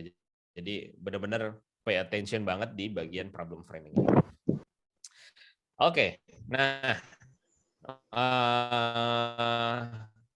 setelah ini adalah slide yang sangat penting dari presentasi saya. Bisa dibilang kalau teman-teman hanya menguasai slide setelah ini, teman-teman bisa menguasai desain sprint dengan baik dan akhirnya bisa menjadi mindset gitu. Jadi kalau ada satu hal yang mau di screen capture ataupun mau dicatat, yaitu slide ini gitu ya. Jadi di slide ini istilahnya double diamond gitu ya. Jadi proses kita menemukan masalah ya itu diawali dari titik yang sebelah kiri ini gitu. Kita punya ide masalah gitu ya, atau ide bisnis atau apapun lah. Nah kemudian kita kembangkan masalah tadi sebanyak-banyaknya. Jadi misalnya nih misalnya diterapin ke kemacetan gitu ya. Ini macet di ibu kota itu parah banget gitu ya. Nah, kita deskripsikan semua masalah gitu ya. Macet tuh karena banyak mobilnya gitu ya. Macet karena kendaraan umum belum maksimal gitu. Macet karena sering banjir, macet karena bla bla bla bla bla. Jadi kita luaskan problem yang tadi jadi masalahnya, kemudian kita luaskan seluas mungkin. Macet pasti ada turunan masalahnya yang lebih banyak gitu. Sama seperti tadi gitu ya. Jadi biasanya masalah yang muncul di masyarakat itu adalah masalah yang di permukaan saja gitu, bukan akar masalahnya. Jadi tujuan kita di sini adalah melebarkan sebanyak-banyaknya masalah dari masalah utama atau masalah permukaan yang disampaikan oleh customer atau user gitu ya. Kemudian kita listing semuanya, kemudian habis itu kita kerucutkan nih. Kita fokuskan ke masalah mana yang merupakan akar masalah, karena kalau kita bisa selesaikan masalah akar tersebut, itu akan berimpact ke masalah-masalah yang di atasnya gitu ya. Jadi akhirnya bisa menyelesaikan problem utama yang kita tulis satu statement saja di sini gitu. Jadi kita di sini mengerucutkan di fase define gitu ya, untuk mengerucutkan masalah mana yang kita akan selesaikan. Nah kemudian dari sini kita akan luaskan lagi nih solusinya. Jadi dari satu masalah tadi kita akan luaskan solusinya sebanyak-banyaknya. Jadi misalnya kalau macet tadi akhirnya misalnya karena banjir gitu ya. Nah, bagaimana mengatasi misalnya sumbatan di selokan misalnya gitu ya. Sumbatan di selokan, kita brainstorming solusi sebanyak-banyaknya. Jadi kembali lagi ke sini nih, sebanyak-banyaknya tapi ini ngomonginnya solusi. oke, gimana kalau ada penyaring di selokan, kemudian gimana kalau ada robot yang bisa langsung ngambilin sampah gitu, gimana selokannya jadi smart, dia auto nolak sampah-sampah yang bukan air gitu ya, jadi semua sampah langsung loncat gitu kan dan sebagainya. Jadi pokoknya kita benar-benar ide segila apapun pokoknya dilempar aja dulu gitu. Kemudian nanti baru kita kerucutkan solusi mana yang akhirnya kita pilih gitu dengan testing gitu ya. Jadi ini yang sebaiknya nanti bisa kita lakukan teman-teman ya untuk membuat ide kita jadi kenyataan. Nah, ini nggak tahu kenapa kok bisa jalan sendiri ya slide saya. Oke, sip. Nah, ini dia.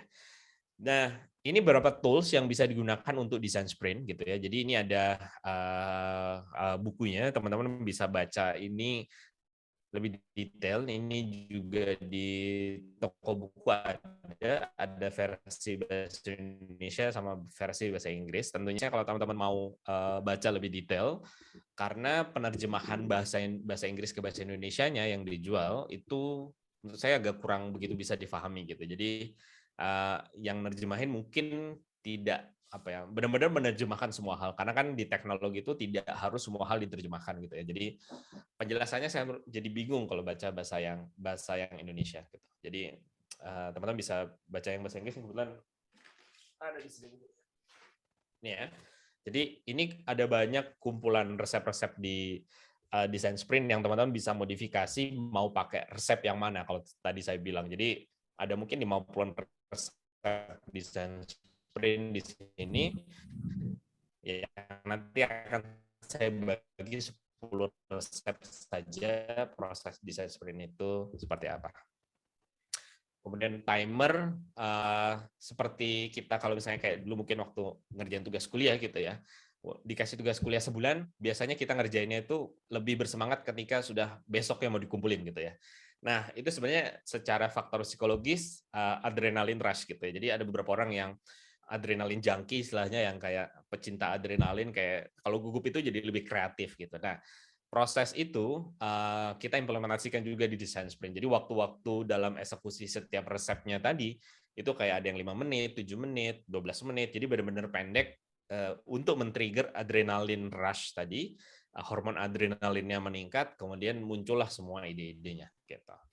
Sticky notes biasa, kemudian untuk voting ya pakai sticker dots, kemudian kertas A4, bukan ballpoint, spidol gitu ya, dan tape gitu ya. Ini kalau dilakukan secara offline. Beberapa kali saya melakukannya secara online, saya pakai tools namanya Miro, jadi itu kayak papan digital gitu, kayak papan tulis digital. Kita bisa ada semua tools ini di dalamnya. Ada sticky notes-nya, ada sticker dot-nya untuk voting, tentunya ada marker yang untuk gambar, ada timernya, dan sebagainya. Nah, ini saya akan ngebahas resep-resepnya gitu ya. Yang tadi saya bilang, yang pertama adalah resep the map atau mapping problem gitu. Nah, di sini step yang teman-teman lakukan pertama kali adalah membuat customer journey. Jadi coba listing semua tipe customer yang ada di sebelah kiri gitu ya. Misalnya kalau tadi petani gitu. Ada petani, ada pemerintah mungkin, kemudian ada tengkulak gitu ya. Pokoknya semua aktor yang terlibat dalam bisnis teman-teman itu siapa saja. Kemudian itu step pertamanya. Kemudian goal-nya yang di akhir seperti apa gitu. Jadi ini ada contohnya nggak ya? Oh, nggak ada. Jadi ini aja ini. Jadi yang list dulu siapa aktornya semuanya di bisnis teman-teman, kemudian goal-nya seperti apa, kemudian nanti dihubungkan step by step-nya untuk mencapai goal tersebut seperti apa gitu ya. Itu resep pertama. Jadi kita buatin mapping untuk mengetahui alur masalah ini terjadi di mana, kemudian stuck-nya di mana dan sebagainya. Jadi kita buat journey-nya sih customer gitu. Kemudian yang kedua yang disebut sebagai lightning talk. Lightning talk ini adalah setelah tadi kita buat journey-nya, setiap orang di dalam tim itu memberikan pandangannya gitu ya. Jadi mungkin ada yang sudah ngobrol ke customer, dia ceritakan apa yang sudah dilakukan oleh customer selama ini, hasil risetnya dan sebagainya. Kemudian yang desain mengevaluasi, misalnya teman-teman mau buat aplikasi pendidikan gitu ya, saya melihat desainnya ruang guru ternyata masih ada kekurangan di sini-sininya gitu. Kalau desain kita bisa kayak gini gitu dan sebagainya. Jadi setiap orang dengan ekspertisnya masing-masing itu menceritakan semua ke anggota tim. Jadi secara bergantian gitu. Jadi lightning talk kita juga boleh ngundang expert gitu ya, atau user nih untuk berbagi cerita mengenai masalahnya dia. Nah, yang terpenting bukan soal berceritanya di sini, yaitu soal ketika kita mendengarkan itu tidak mencatatnya secara pasif. Secara pasif itu misalnya kayak gini. Misalnya ada pasien di rumah sakit gitu ya. Dia cerita, "Oh, ngantri di rumah sakit itu lama banget dan membosankan," gitu. Kalau penulisan pasif, yang dengar itu akan nulisnya kayak gitu. Ngantri di rumah sakit itu lama dan membosankan ya. Itu cara penulisan pasif. Nah, kita harus ubah cara penulisannya itu menjadi cara penulisan yang aktif, yaitu mengubah menjadi bentuk pertanyaan atau disebut sebagai homaikwi. Ini ada di sini. Nah, ini homaikwi. Ini resep ketiganya. Jadi alih-alih kita menuliskan problemnya, kita mengubah problem tersebut langsung menjadi opportunity. Ya. Contohnya ini, kalau tadi yang contoh antrian tadi ya, si user atau calon usernya lama dan membosankan. Kita menuliskannya itu adalah gimana kalau kita nggak perlu ngantri lagi di rumah sakit, gitu. Gimana kalau ngantri itu menjadi menyenangkan? Nah, gitu. Jadi berupa pertanyaan-pertanyaan yang seperti itu gitu. Karena itu jauh lebih men-trigger jawaban dibanding kita statement ngantri di rumah sakit itu membosankan. Kita nggak akan ke-trigger untuk melakukan next step-nya karena manusia itu pada dasarnya harus dikasih tahu apa yang dilakukan sebaiknya setelahnya gitu. Next step-nya harus apa itu harus dikasih tahu gitu. Jadi akan kita bisa lebih ngejawab gitu ya ketika kita ditanya gimana kalau kita ke dokter itu nggak perlu ngantri lagi. Nah, akhirnya muncul ide itu yang jauh lebih cemerlang. Misalnya, ya udah dokternya datang ke rumah, atau kita video call sama dokter, atau dokternya via aplikasi, kita tinggal ceritakan saja via teks gitu, atau kita hubungkan dengan medical record kita gitu dan sebagainya gitu. Jadi pertanyaan yang tepat itu akan men-trigger solusi yang lebih banyak lagi gitu. Jadi disinilah proses kreatif itu terjadi sebenarnya. Jangan menuliskan kalimat problem menjadi kalimat pasif biasa, tapi ubah problem tersebut menjadi format how might we ya. How might we atau bahasa Indonesianya gimana jika kita atau gimana kalau kita gitu ya. Menjadi sebuah bentuk pertanyaan yang akan men-trigger jawaban yang lebih kreatif gitu. Nah, tetapi perlu diingat nih di bagian how might we ini jangan terlalu sempit dan jangan terlalu luas juga. Terlalu sempit itu misalnya gimana kalau kita buat ini ya contohnya buttonnya warna biru gitu. Itu bukan homework yang bagus gitu. Karena itu sudah berupa instruksi. Jawabannya itu ada dalam pertanyaannya. Gimana kalau pertanyaan tadi terjawab ya? Gimana kalau buat dinding ini dikasih wallpaper? Itu udah jelas kayak gitu. Gimana kalau kita buat platform untuk pinjam meminjam dana secara syariah misalnya? Itu bukan homework yang bagus karena sudah berupa instruksi di dalam pertanyaan tersebut. Jadi nanya sendiri, jawab sendirilah gitu gampangannya. Tapi jangan juga terlalu luas gitu. Gimana buat orang bahagia? Nggak ada konteksnya tuh, bahagia di mana gitu, dalam konteks apa gitu. Jadi sebaiknya misalnya kayak gini. Gimana kalau kita buat dinding ini lebih menarik? Nah, kan jawabannya bisa macam-macam tuh. Kita cat warna-warni, kemudian kita kasih wallpaper, kita kasih bentuk bata expose atau apapun gitu ya. Jadi tidak ada jawaban spesifik satu hal di dalam statement homework tadi gitu ya. Jadi dan ini bisa relevan untuk hal apa saja gitu ya. Untuk hal-hal yang pengen jawabannya kreatif, teman-teman harus membuat sebuah pertanyaan yang men-trigger lebih dari satu jawaban. Jadi cara ngeceknya apakah ini sudah benar atau belum adalah ini kebayangnya satu jawaban atau lebih nggak sih? Kalau ada kebayangnya lebih dari satu jawaban dari pertanyaan tersebut, ya itu berarti homework yang tepat buat teman-teman untuk mengeksekusi lebih lanjut gitu ya. Nah, Ini ada beberapa template yang bisa nanti teman-teman gunakan. Nanti setelah ini slide-nya juga saya akan kasih gitu ya, karena saya tidak bisa ke semuanya sekaligus. Itu sudah saya rekam. Nah, salah satu yang mungkin saya akan kasih template-nya mungkin yang ini, yang satu sebelum terakhir ini. Mengganti status quo gitu. Jadi status quo itu sesuatu yang sudah lumrah dan orang-orang ngerasa itu nggak ada masalah. Kain pel itu status quo-nya adalah habis orang ngepel, kemudian dicelup dan diperes, digantung, selesai. Kemudian besok dipakai pel lagi, gitu ya. Dan ngerasa itu nggak ada masalah. Oke. Biasanya inovasi itu hadir ketika kita mempertanyakan hal-hal yang kayak kelihatannya nggak ada masalah kayak gini gitu. Mungkin dulu orang nggak berpandangan kayak nyetop ojek di pinggir jalan itu nggak ada masalah, tapi ada Nadiem Makarim yang mempertanyakan itu sehingga akhirnya terjadi inovasi lah menjadi Gojek sekarang gitu. Jadi kita perlu melatih nih sensing kita terhadap masalah di sekitar kita. Kelihatannya nggak ada masalah, tapi kita coba challenge kalau itu dijadiin masalah gimana. Jadi alat pel ini sederhana banget gitu ya. Kayaknya nggak ada masalah orang meres habis ngepel gitu. Nah, ditanyalah gimana kalau kita habis ngepel itu nggak perlu peres lagi gitu. Nah, jadi pertanyaan itulah akhirnya disebut homaikwi yang men-trigger orang-orang mencari jawaban gitu. Akhirnya ada beberapa solusi. Salah satunya adalah alat pel. Pelnya itu sekali pakai gitu ya. Jadi tongkatnya tetap sama, jadi kayak model pampers atau tisu gitu modelnya, dipasangin di bawah, dipel-pel-pel, selesai buang. Beberapa orang jadi nggak ribet gitu untuk memeres lagi dan sebagainya gitu ya. Ada lagi solusi yang sekarang yang main putar-putar gitu ya dan sebagainya. Jadi semakin ada trigger inovasi baru dari status quo, itu akan melatih kita juga melahirkan inovasi-inovasi baru. Jadi coba identifikasi di sekitar teman-teman gitu ya. Ada status quo, apalagi nih yang kayaknya nggak ada masalah, tapi coba kita buat jadi pertanyaan homaikwi aja dengan format yang tadi, nanti akan ke-trigger kok untuk ide-ide kreatif di baliknya gitu. Kemudian habis itu nanti akan ada silent voting gitu ya. Jadi votingnya itu benar-benar diam ya. Jadi biasanya kalau di rapat itu yang didengar itu yang paling vokal, yang alfa istilahnya, yang pinter ngomong itu yang biasa didengar.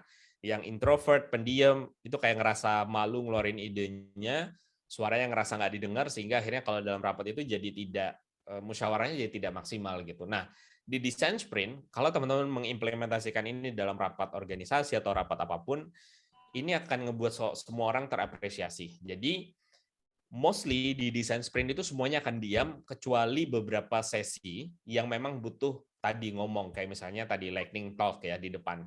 Setiap orang akan bercerita. Tapi mostly di proses design sprint itu semuanya akan diam. Disebutnya istilahnya together alone. Jadi kita bersama-sama di sebuah ruangan, entah ruangan digital ataupun fisik gitu, tetapi kita sendiri-sendiri mengerjakannya. Banyak hal yang dikerjakan sendiri-sendiri, termasuk voting. Jadi votingnya pun benar-benar dilakukan via stiker, jadi ditempel di ide mana, di sticky notes mana yang akhirnya menjadi pilihan ide tersebut. Jadi tidak ada karena dia pintar ngomong, dia menginfluence orang lain untuk memilih idenya gitu. Jadi ini benar-benar bisa mengatasi kebiasaan pengambilan sebuah keputusan gitu. Dan dari sini nanti saat voting, karena gini, di tahap ini kita kan tidak tahu hasil mana yang terbaik gitu ya.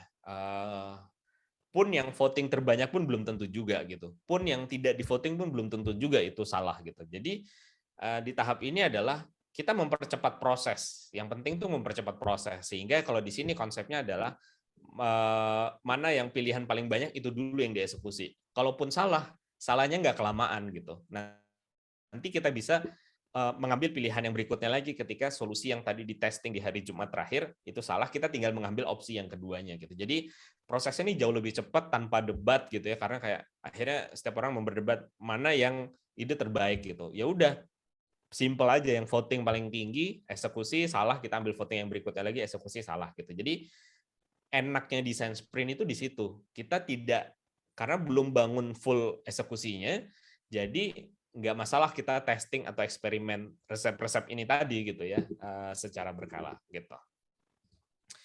Oke, kemudian habis itu lightning demo, jadi teman-teman diberikan waktu untuk riset gitu ya, riset untuk solusinya, lihat comparable solutionnya nanti seperti apa, di industri lain seperti apa, diceritakanlah untuk menjadi supply ide gitu. Jadi nggak ujuk-ujuk punya solusi langsung. Jadi kita perlu riset lebih dulu, komparasi untuk menghadirkan solusi yang lebih kreatif gitu.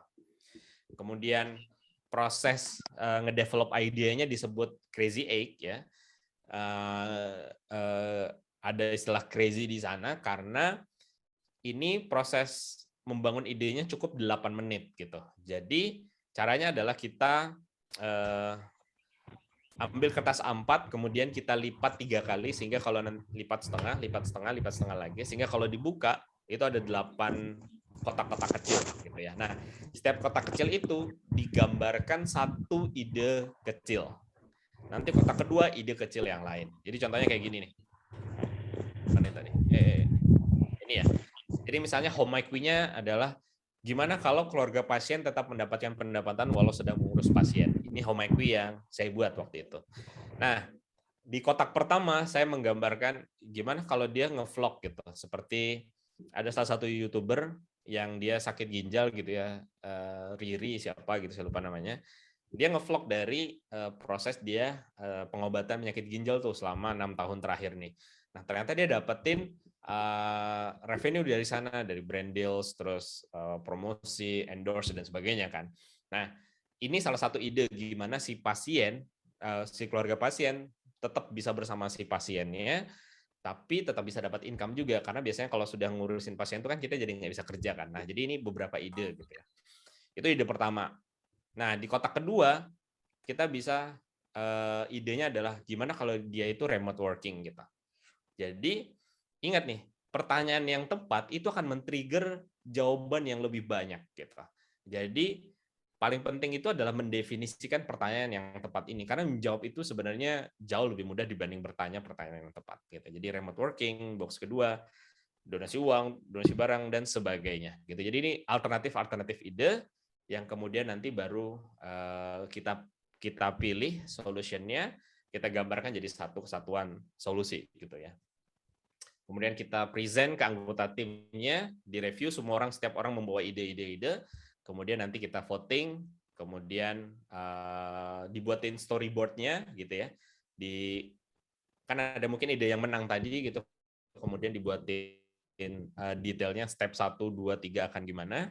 Kemudian storyboard-nya jadi seperti ini tadi. Nah, ini ya, kalau buat app misalnya step-nya gini, kemudian jadi.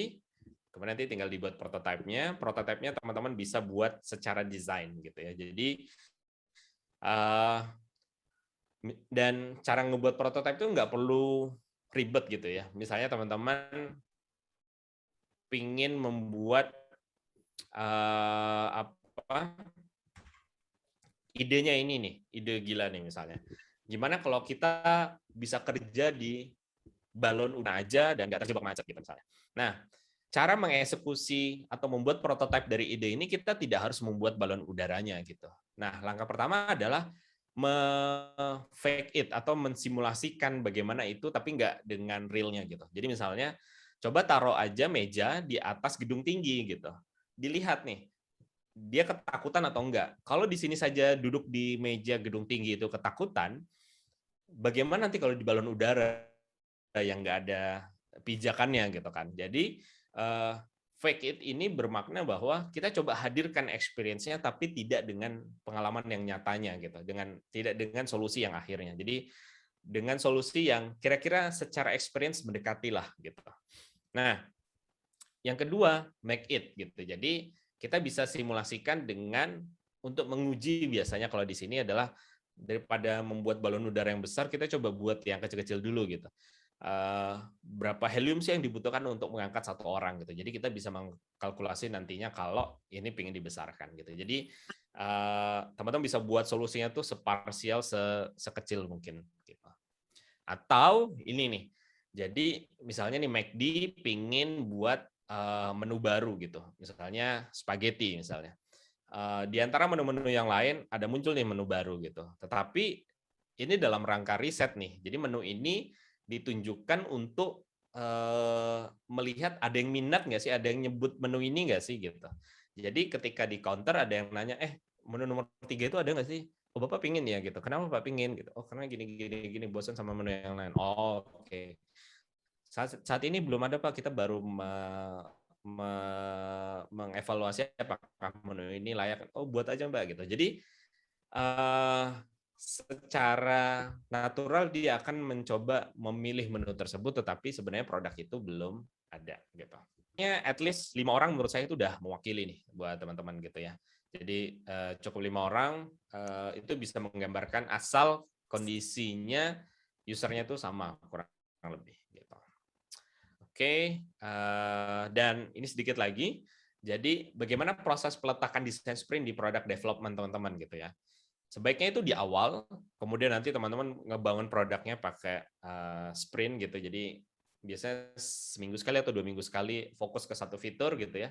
Kemudian di reset hasil feedback user gimana, dibalikin ke masuk desain sprint. Kemudian buat lagi produknya melalui sprint gitu. Jadi teman-teman bisa meletakkan ini dalam proses perencanaan sebuah product development. Dan terakhir ya, ini dalam konsep kita mengambil keputusan yang cepat nih di desain sprint ya, menggunakan desain sprint untuk pengambilan keputusan yang cepat. Ini hari kita bekerja biasanya atau kuliah atau apa gitu, dan biasanya kalau sudah bekerja gitu ya, ini waktu-waktu di mana banyak booking meeting gitu ya, banyak booking meeting dan kerja pribadi kita, kerja yang memang memberikan impact itu mengambil celah-celahnya gitu. Padahal sebenarnya kalau kita switching dari bekerja dari meeting kemudian bekerja pribadi dan sebagainya, kita butuh kembali fokus itu cukup lama gitu ya. Ketika sudah fokus kemudian dihilangkan fokusnya, terdistraksi, kemudian harus balik lagi, itu jadi butuh waktu lagi untuk bisa kembali fokus gitu. Makanya biasanya proses kayak gini menghasilkan output yang Nah, bagaimana caranya supaya nanti teman-teman bisa menghasilkan proses desain sprint yang baik nantinya? Pertama nanti tolong pisahkan antara ketika teman-teman menulis dengan teman-teman mengambil keputusan. Ketika menulis, gunakan otak kreatif. Gitu. Jadi nggak ada koreksi lah. Gitu. Jadi pokoknya tulis saja semua. Memutuskan nanti baru pakai analogi pakai logika saat pengambilan keputusannya. Jadi jangan digunakan bersamaan. Kalau kita ngetik kemudian langsung edit itu jadi sulit kan. Jadi konsepnya sama seperti itu. Yang kedua tadi together alone konsepnya. Jadi introvert dan extrovert akan jadi seimbang sama. Jadi kebanyakan diam dan semuanya dituliskan itu jauh lebih baik gitu.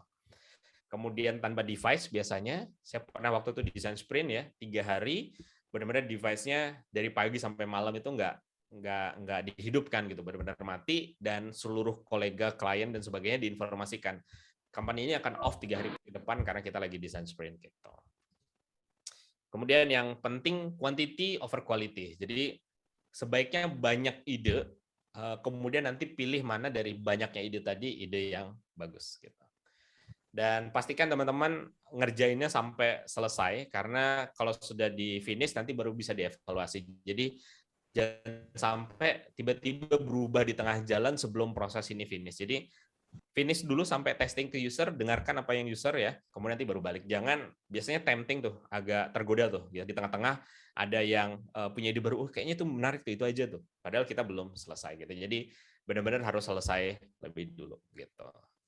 Dan presentasi sudah selesai dan saya memberikan banyak resource buat teman-teman di link ini ya.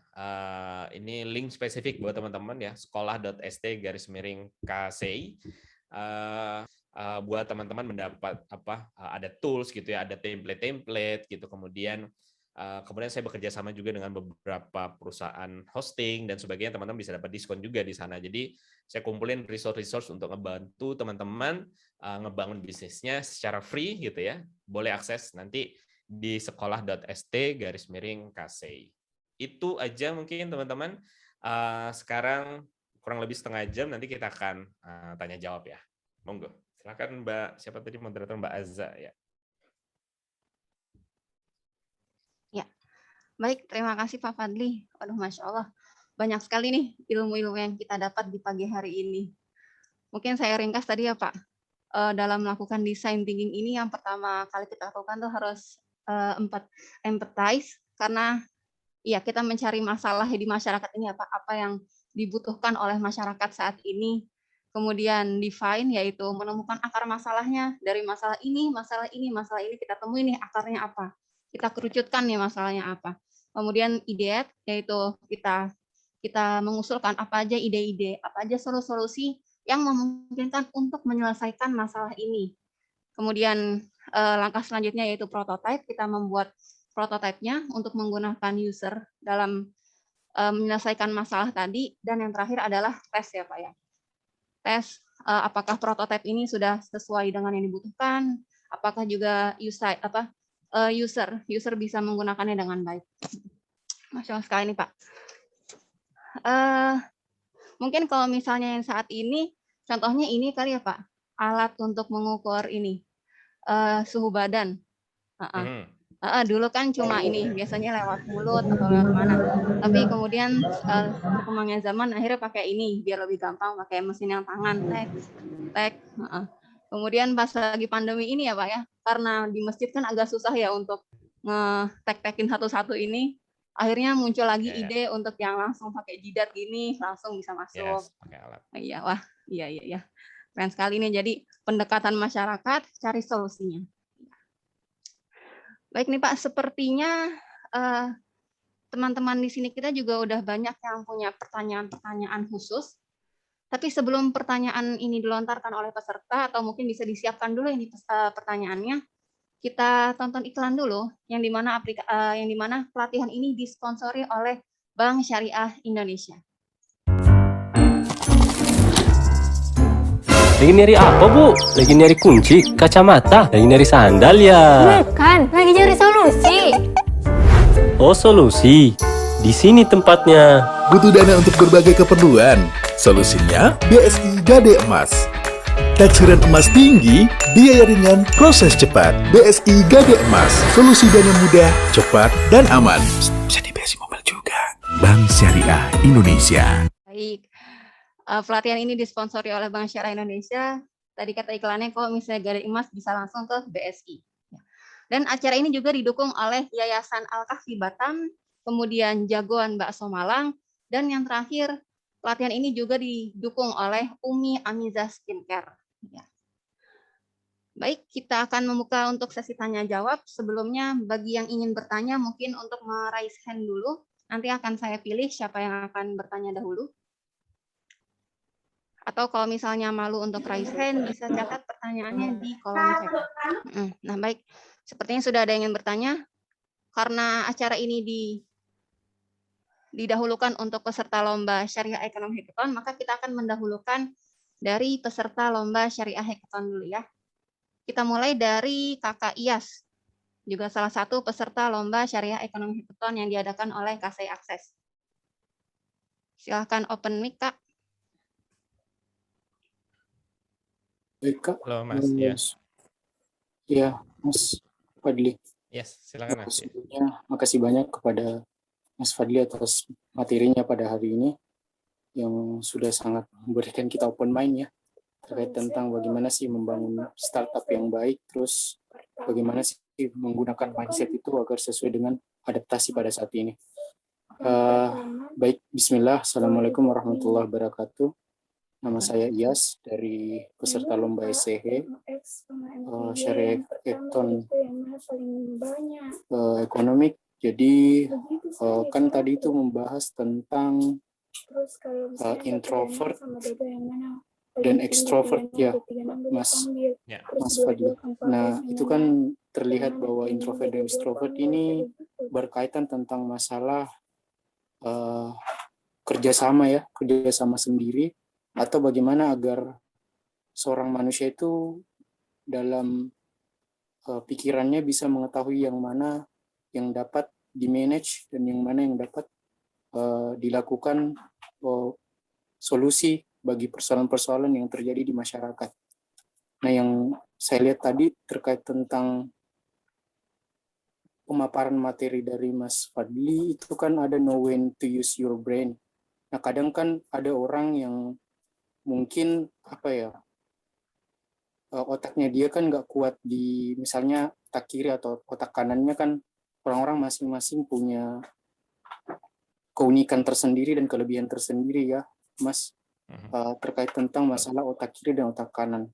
Nah, bagaimana sih kalau misalnya kita lebih condong ke otak kanan misalnya, terus masalah otak kiri kita itu masih sulit untuk mengadaptasi dunia teknologi, terutama dalam pembentukan bisnis startup ini, karena butuh kerjasama ya dalam sebuah tim kalau memang ini harus dilengkapi. Dan bagaimana sih kalau kita secara individu sih agar menyimbangkan antara otak kiri dengan otak kanan ini.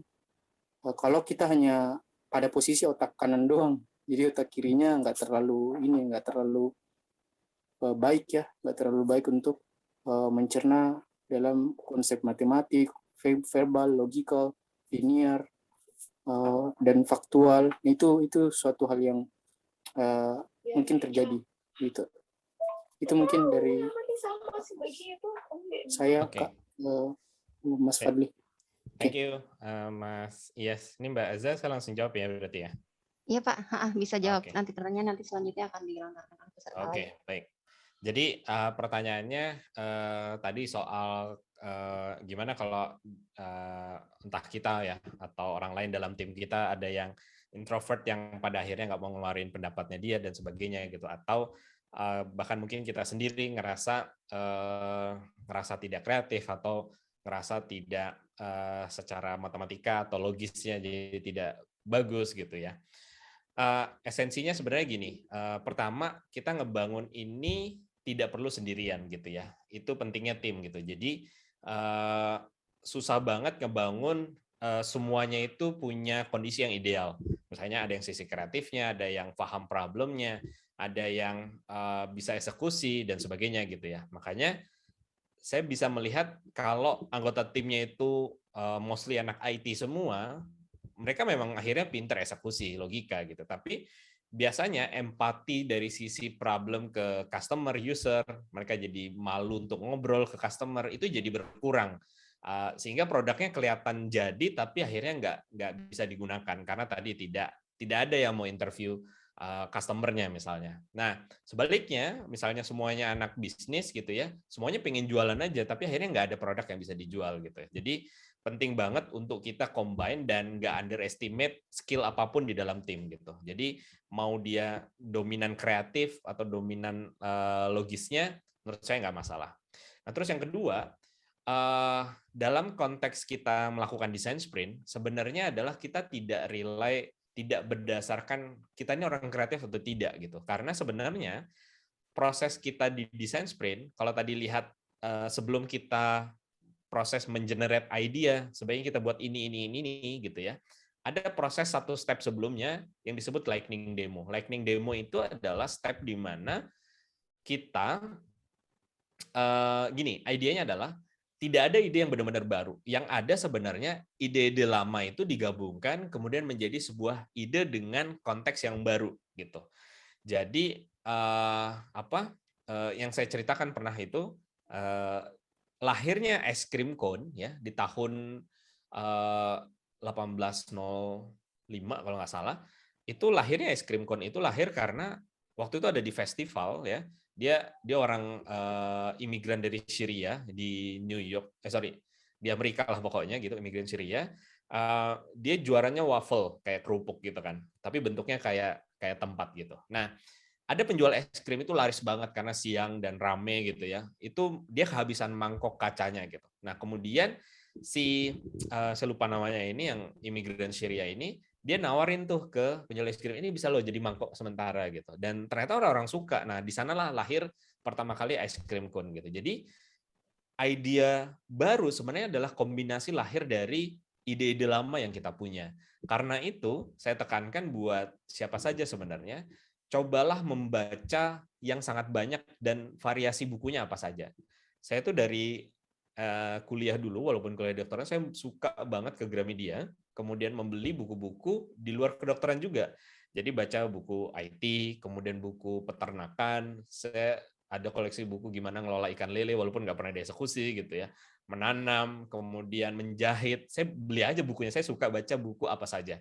Karena dengan itu memberikan stok ide di kepala kita, ya. Cara otak bekerja itu amazing banget ya teman-teman. Jadi yang penting informasi itu pernah masuk, itu pasti tersimpan. Kalau kita lupa sebenarnya karena dia tidak terhubung aja gitu.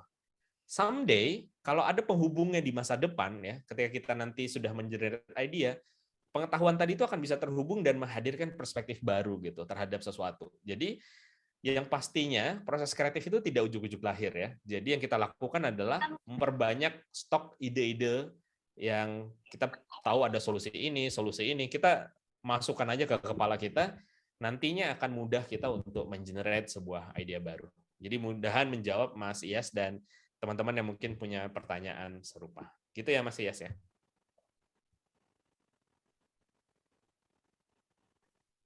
Ya, baik. Terima kasih Pak atas jawabannya. Kemudian pertanyaan selanjutnya, apakah ada yang raise hand lagi? Sambil menunggu yang raise hand, saya bacakan pertanyaan lewat kolom chat ya Pak. Ya. Di sini ada teman kita, Salman Al-Farisi, bertanya, bagaimana atasi diri kita saat banyak ide menjadi kepada satu gagasan bisnis yang bagus? Oke, good. Saya juga dulu seperti itu gitu ya. Artinya punya banyak ide, pengen semuanya dieksekusi bersamaan karena lagi fase excited gitu ya. Nah, ketika teman-teman lagi punya banyak ide, yang dilakukan adalah pertama, tolong tulis idenya gitu ya. Saya punya catatan di handphone, kemudian saya punya sticky notes di dinding gitu ya, kemudian di buku. Ide apapun yang muncul tiba-tiba itu harus saya tulis. Kenapa? Supaya tidak menjadi beban. Karena konsep otak kita bekerja itu kayak konsep komputer ya. Ada hard disk, ada RAM ya. Teman-teman tahu itu pasti. Ada hard disk untuk penyimpanan yang lebih permanen tetapi lambat aksesnya dan kapasitasnya besar, dan ada RAM ya, random access memory, yang kapasitasnya kecil tapi cepat banget gitu. Dan kalau di komputer kan fungsi program itu di load dulu ke RAM ya, yang kapasitas sekarang tuh rata-rata 8 GB, mungkin rata-rata sekarang atau 16 GB kalau yang udah lebih tinggi gitu. Sedangkan hard disk bisa 500 GB udah jarang banget ya, rata-rata udah 1 tera dan ke atasnya gitu. Nah, cara otak kita bekerja tuh harus bisa dihandle memanage informasi. Jadi ketika kita punya ide sesuatu gitu ya, punya ide, artinya ide tadi berada di RAM kalau di komputer gitu ya. Nah, itu kita harus segera kosongkan dengan cara menuliskan supaya nggak jadi beban buat ide lain segera muncul gitu. Dengan menuliskan, selain tidak menjadi beban, kita juga bisa tidak berpikir itu terus-menerus. Kembali fokus ke hal yang utama sedang kita kerjakan. Supaya kita tidak terdistrak dan kita tahu bahwa ide tadi sudah aman, kita catat, nanti kalau kita punya waktu luang, kita akan eksekusi lagi. Gitu. Itu yang pertama dari konsep bagaimana otak kita bekerja. Kemudian dalam nanti eksekusinya, ketika teman-teman proses memilih idea gitu ya, lewat proses design sprint misalnya, teman-teman bisa mengeluarkan semua stok ide-ide tadi, kemudian akhirnya memilih mana yang paling bisa di-execute gitu. Jadi punyalah tempat untuk teman-teman mencatat bank of idea gitu ya, dan ngeksekusi satu aja udah sulit, apalagi ngeksekusi banyak gitu. Karena itu jangan coba untuk eksekusi banyak hal sekaligus. Cukup satu aja, kalau sudah berhasil, sudah selesai, baru kita move on ke idea yang lain. Gitu mungkin Mas Salman ya. Baik. Berarti di sini solusinya kita harus memiliki bank of idea, Pak. Betul, Biar catat ya, aja dulu. untuk mengerucutkan masalahnya itu. Betul.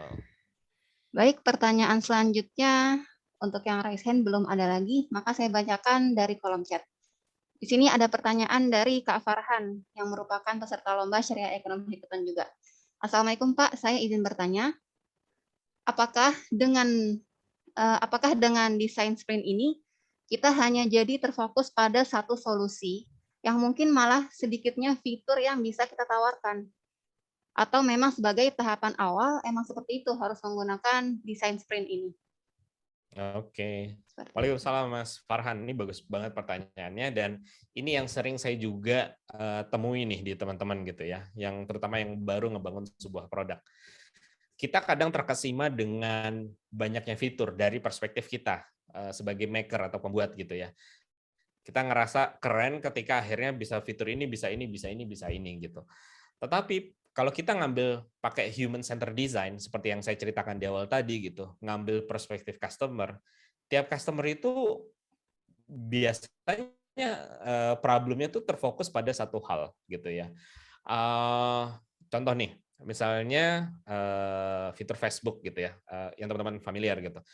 Facebook bagi saya jarang banget ngepost di sana gitu ya. Itu fungsi saya untuk melihat kayak ada breaking news apa yang terupdate sekarang, hanya itu gitu. Jadi use case setiap orang itu bisa beda-beda gitu.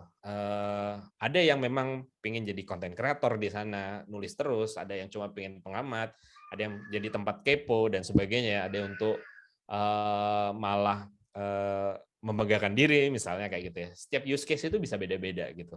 Nah, biasanya godaan founder pemula adalah pingin sebanyak-banyaknya fitur. Padahal di konsep kita ngebangun startup itu gini, karena banyaknya kompetitor gitu ya, kita tuh harus yang jadi pembeda gitu ya. Ada istilahnya gini, sedikit lebih beda itu lebih baik dibanding sedikit lebih baik.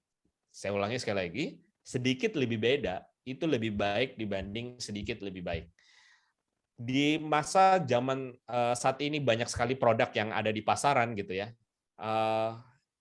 Kelihatan lebih baik itu gampang banget hilang di memori kita gitu. Tetapi sesuatu yang berbeda itu jauh lebih mudah disimpan, direkam di memori kita karena sesuatu yang beda gitu. Saya seringkali menganalogikan dengan ini maskapai penerbangan gitu ya. Semua maskapai berlomba untuk misalnya tepat waktu dan lebih baiknya maskapai itu di situ. Mereka berlombanya untuk lebih tepat waktu. Tetapi saya waktu itu ketika zaman belum pandemi ya, suka sekali naik Citylink karena fun. Teman-teman yang pernah naik Citylink ya, 2-3 tahun yang lalu, itu selalu diawali pantun dan ditutup dengan pantun juga gitu. Dan pantunnya tuh lucu gitu. Kadang ngebawain saat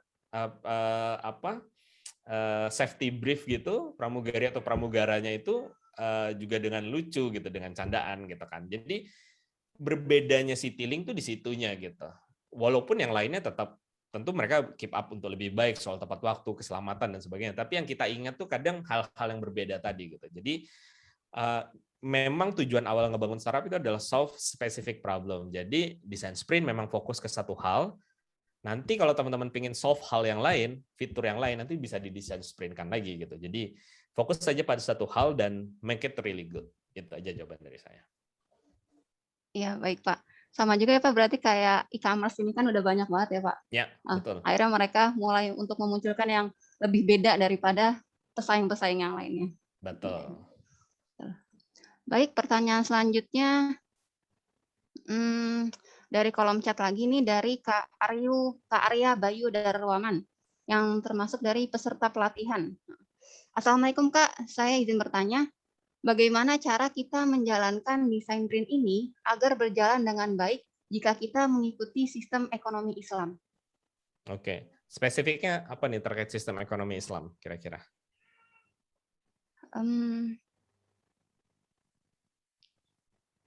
Saya coba jawab aja ya dulu ya. Nanti boleh ditambahin di komentar Mas Arya Bayu. Mas Arya Baru ya. Nanti boleh kasih contoh sistem ekonomi Islam yang gimana gitu. Tapi sebenarnya kan desain sprint itu bisa sangat luas diimplementasikan gitu ya.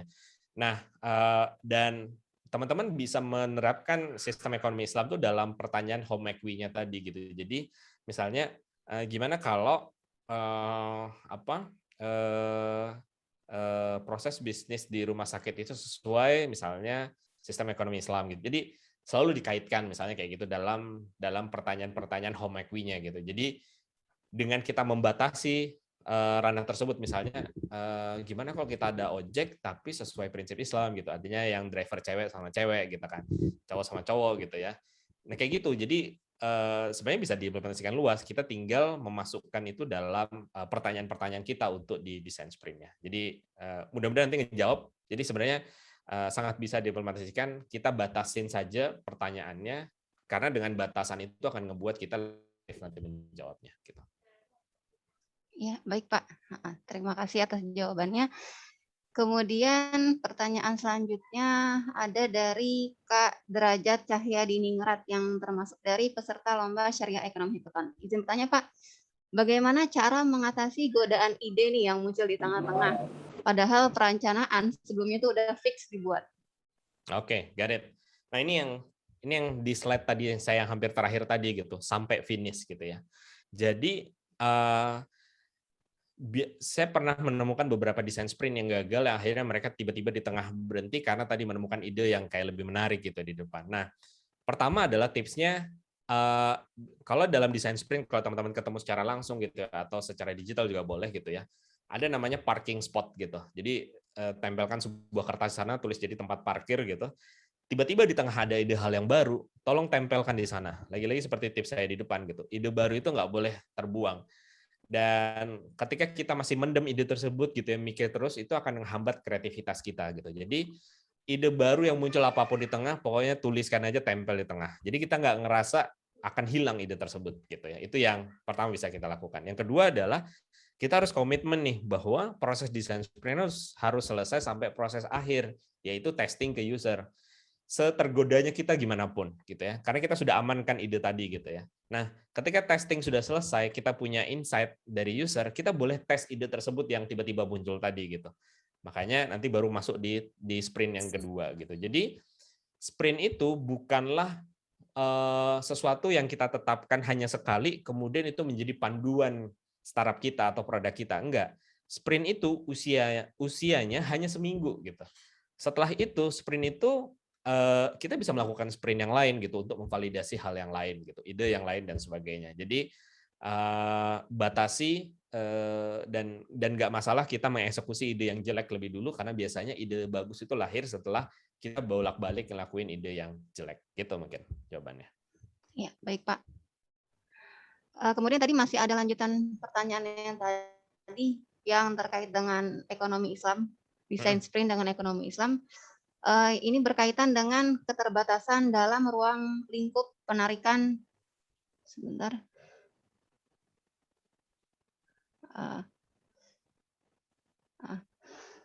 Tadi yang ekonomi Islam tadi yang berkaitan dengan desain tadi, keterbatasan dalam ruang lingkup penarikan dan setor tunai pada bank syariah.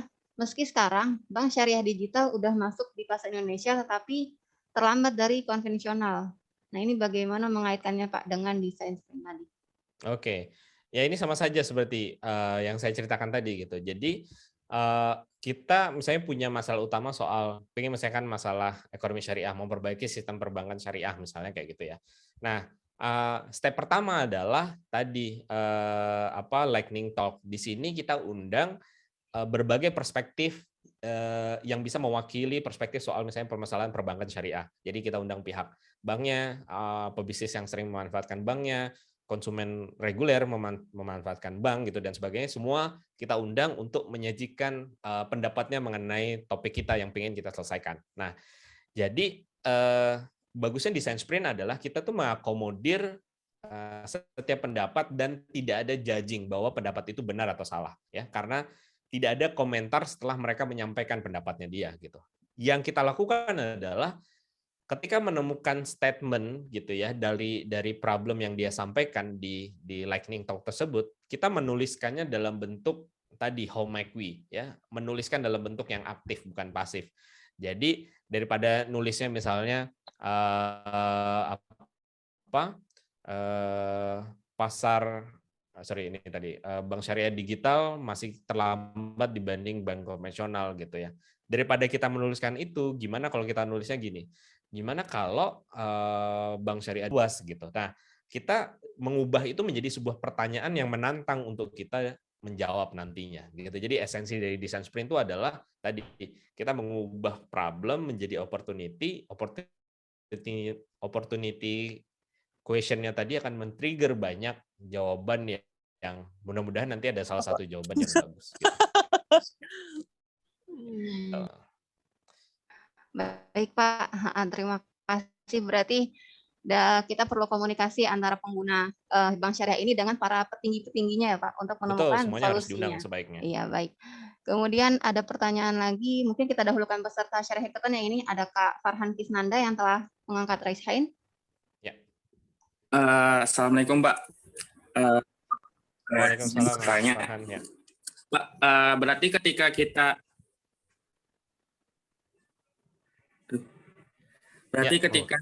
ketika kita ingin mendatangkan user, berarti ketika kita menggunakan sprint ini berarti kita lebih ke story case berarti ya Pak, untuk menanyakan misalnya kan kita udah punya prototipe nih, mungkin prototipe-nya cuman dengan desain dengan Canva atau Figma atau slide gitu kan. Nah, berarti ketika kita menanyakan kepada user, apakah cuma story case seperti itu Pak atau gimana? Ya, good question ya.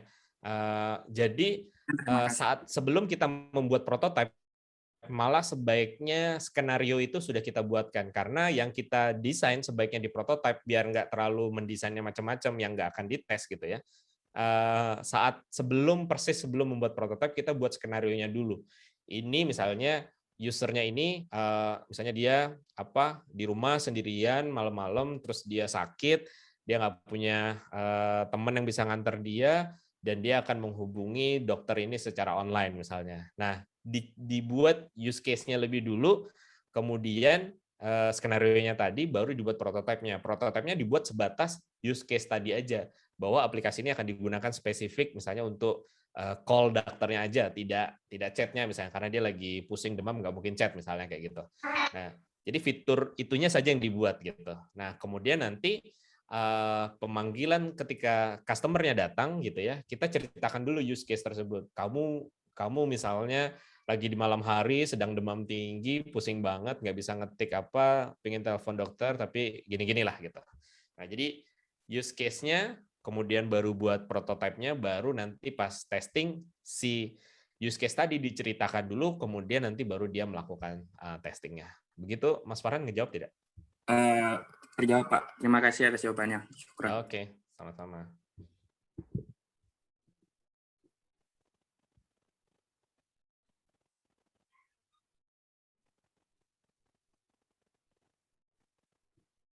Mbak Azza itu kayaknya mute deh. Ya. Oh iya, maaf. Saya udah bicara deh tadi. Iya. Iya. Jadi ada pertanyaan selanjutnya, ini agak mirip dari Kak Dwi Anggraini dan Kak Maya. Bismillah, saya Maya izin bertanya Pak. Untuk membangun sebuah bisnis, terkadang kita memerlukan beberapa rekan untuk menjalankan bisnis kita nih Pak. Berarti ini berkaitan dengan ini ya, kalau kerja kelompok beda-beda mindset. Nah, terkadang setiap dari kita punya mindset yang berbeda nih. Jadi bagaimana caranya agar kita bisa membangun suatu lingkungan bisnis yang punya mindset banyak, semangat, dan target yang sama satu sama lainnya. Ini mirip juga dengan pertanyaan Kak Dwi Anggra ini, saya bacakan sekalian. Gimana kalau misalnya dalam suatu kelompok ini, di mindset yang berbeda-beda ini, mereka stuck pada satu titik di tengah-tengah plan yang dibuat, yang sudah dibuat, entah itu karena faktor perbedaan pendapat atau ketidaksesuaian realita dengan ekspektasi. Oke. Sip. Ini case yang sering dialami juga nih sama teman-teman yang lakuin desain sprint. Yang pertama, dalam sebuah tim, let's say 5-7 orang gitu ya, itu kan ada suara yang lebih gitu ya. Jadi kalau 2 nanti susah debatnya itu, nggak akan selesai gitu ya. Nah, ketika sudah punya tim, tolong tunjuk satu orang yang jadi, kita sebut dalam desain sprint disebut sebagai decider atau pengambil keputusan. Dan kita ketika komitmen memilih dia sebagai decider, setidak pendapatnya kita pun gitu, kita harus setuju dengan apapun yang diambil. Karena gini, mindsetnya adalah mau pendapat siapapun, kita nggak pernah tahu itu benar atau salah sebelum di testing ke user. Nah, karena konsep desain sprint ini pendek gitu ya, dan tidak harus nanti itu yang dipilih menjadi solusi paling akhir, karena kita akan testing dulu gitu ya. Apapun sebenarnya yang diambil keputusan itu nggak masalah sebenarnya. Jadi mau keputusan yang diambil saat itu salah, ya nggak masalah, karena nanti kita tahu salahnya itu bareng-bareng ketika di testing ke user. Ketika akhirnya yang benar ya udah nggak masalah juga, benar gitu. Jadi kayak kita ngerjain skripsi deh, ada namanya hipotesis kan. Hipotesis benar atau hipotesis pun tidak terbukti, itu kan sama-sama jadi sebuah ilmu, ya kan. Nah, karena sama-sama ilmu ya semuanya benefit untuk dilakukan. Jadi yang paling penting desain sprint itu bukan soal benar salah, beda pendapat, tapi soal cepatnya eksekusi. Itu aja yang jadi fokus teman-teman nanti. Walaupun banyak ide, tapi tetap kita harus mengedepankan tujuan kita, yaitu menjalankan program kita tersebut ya Pak, berarti. Betul. Eksekusi aja dulu, nanti lihat. Ya, eksekusi nanti kalau ada kemungkinan lain bisa ditambah-tambahkan. Betul. Sepertinya ini masih ada beberapa pertanyaan, tapi sayang sekali waktu kita di pagi hari ini udah habis. Iya. Yes. Maaf untuk yang nanti pertanyaannya belum jelas. kalau teman-teman masih ingin bertanya, ada yang ingin dikonsulkan, nanti boleh ke email saya ini ya, fadli@sekolah-startup.com. Boleh dicatat, nanti ceritakan saja apa yang teman-teman hadapin, masalahnya related ke startup apapun gitu ya, tentang idenya, eksekusi produknya, anything, nanti boleh ke sana gitu. Iya, Masya Allah, baik sekali ini Bapak Fadli. Untuk pertanyaan-pertanyaan yang belum terjawab atau mungkin masih ada pertanyaan-pertanyaan yang belum dilontarkan di pagi kita ini, bisa langsung kirim email ke fadli@sekolah-startup.com. Yes. Baik. Karena kita sudah di penghujung acara, mungkin sebelum kita pindahkan ke MC, kita adakan sesi foto bareng dulu ya Pak. Oke, monggo. Mungkin moderator sudah siap, operator sudah siap.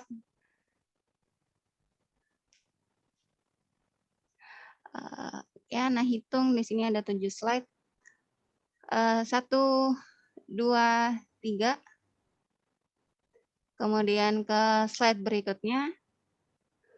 1, 2, 3. Kemudian slide berikutnya. 1, 2, 3. Kemudian slide berikutnya, lumayan banyak ini.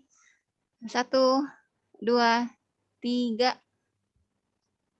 Kemudian slide selanjutnya, slide kelima. 1, 2, 3. Kemudian slide terakhir. 1, 2, 3. Ya. Alhamdulillah. Pelatihan kita di pagi ini sudah selesai. Kita ucapkan terima kasih, banyak-banyak terima kasih kepada Bapak Fadli yang telah meluangkan waktunya dan memberikan ilmunya yang sangat bermanfaat. Isinya daging semuanya ini, Masya Allah tadi. Terima kasih Pak. Ya, sama-sama. Terima kasih semua ya. Iya. Semoga lancar kegiatan apapun nanti teman-teman setelah ini dan tetap jaga kesehatan semuanya. Ya, amin, amin, amin, robbal alamin. Ya, saya pamit dulu. Ya, baik Pak. Ya, assalamualaikum Terima kasih. warahmatullahi wabarakatuh. Waalaikumsalam warahmatullahi wabarakatuh. Baik, saya selaku moderator di sini juga pamit undur diri. Mohon maaf apabila ada kesalahan, kurang lebihnya saya mohon maaf. Wassalamualaikum warahmatullahi wabarakatuh. Saya berikan kepada MC Bang Zakir. Waalaikumsalam warahmatullahi wabarakatuh. Terima kasih Kak Azza atas moderasinya. Masya Allah. Terima kasih juga kepada Bapak Fadli Willy Handarwo, Masya Allah, terima kasih Pak Fadli. Tadi teman-teman sudah banyak sekali ya mendapatkan insight. Yang saya rasa, kita semua juga rasakan kalau banyak hal yang sebelumnya mungkin belum pernah kita dengar seperti tadi. Ada konsep tentang design thinking, kemudian ada design sprint, kemudian ada juga dinamika tanya jawab. Saya yakin kalau teman-teman yang cuma sekedar gabung tapi nggak menyimak, seandainya mereka tahu kalau materinya sebagus ini, pasti mereka ketar-ketir. Saya yakin akan itu. Ya teman-teman semuanya, kita sudah sampai di penghujung sesi pertama. Sebelum itu saya ingatkan sekali lagi bahwasannya acara kita pada pagi hari ini disponsori oleh Bank Syariah Indonesia. Mau buka rekening, Kak? Iya, di cewek ngapain? Buka rekening online sekarang lebih mudah, tinggal selfie dan rekening pun jadi. Bank Syariah Indonesia. Baiklah, saya di sini MC undur diri dari sesi pertama. Saya ucapkan terima kasih banyak teman-teman atas partisipasinya di sesi pertama ini, dan saya juga meminta maaf atas segala kekurangan dan salah ucap mungkin yang sempat terjadi. Sebelumnya saya katakan lagi bahwasanya na'am, jazakumullah khairan wa iyyakum. Dan saya ucapkan lagi sekali lagi, saya sampaikan bahwasanya pada pagi hari ini acara kita tidak akan terjadi dan tidak akan diinisiasi dengan lancar seperti ini tanpa adanya dukungan dari sponsor kita, yaitu sponsor utama itu Bank Syariah Indonesia. Selain itu kita dikonsori dan didukung oleh Yayasan Al-Kahfi Batam, Jagoan Bakso Malang, dan Umu Amiza Skincare. Baiklah teman-teman semuanya, seperti yang dibilang juga tadi, kalau ada pertanyaan yang mungkin ingin ditanyakan, namun karena waktu terpotong bisa langsung hubungi Pak Fadli, Instagramnya juga ada. Saya undur diri, Zakir Ahmad di sini. Wabillahi taufiq wal hidayah, waridho wal inayah. Sekian, bila ada salah, terima kasih atas perhatiannya. Wassalamualaikum warahmatullahi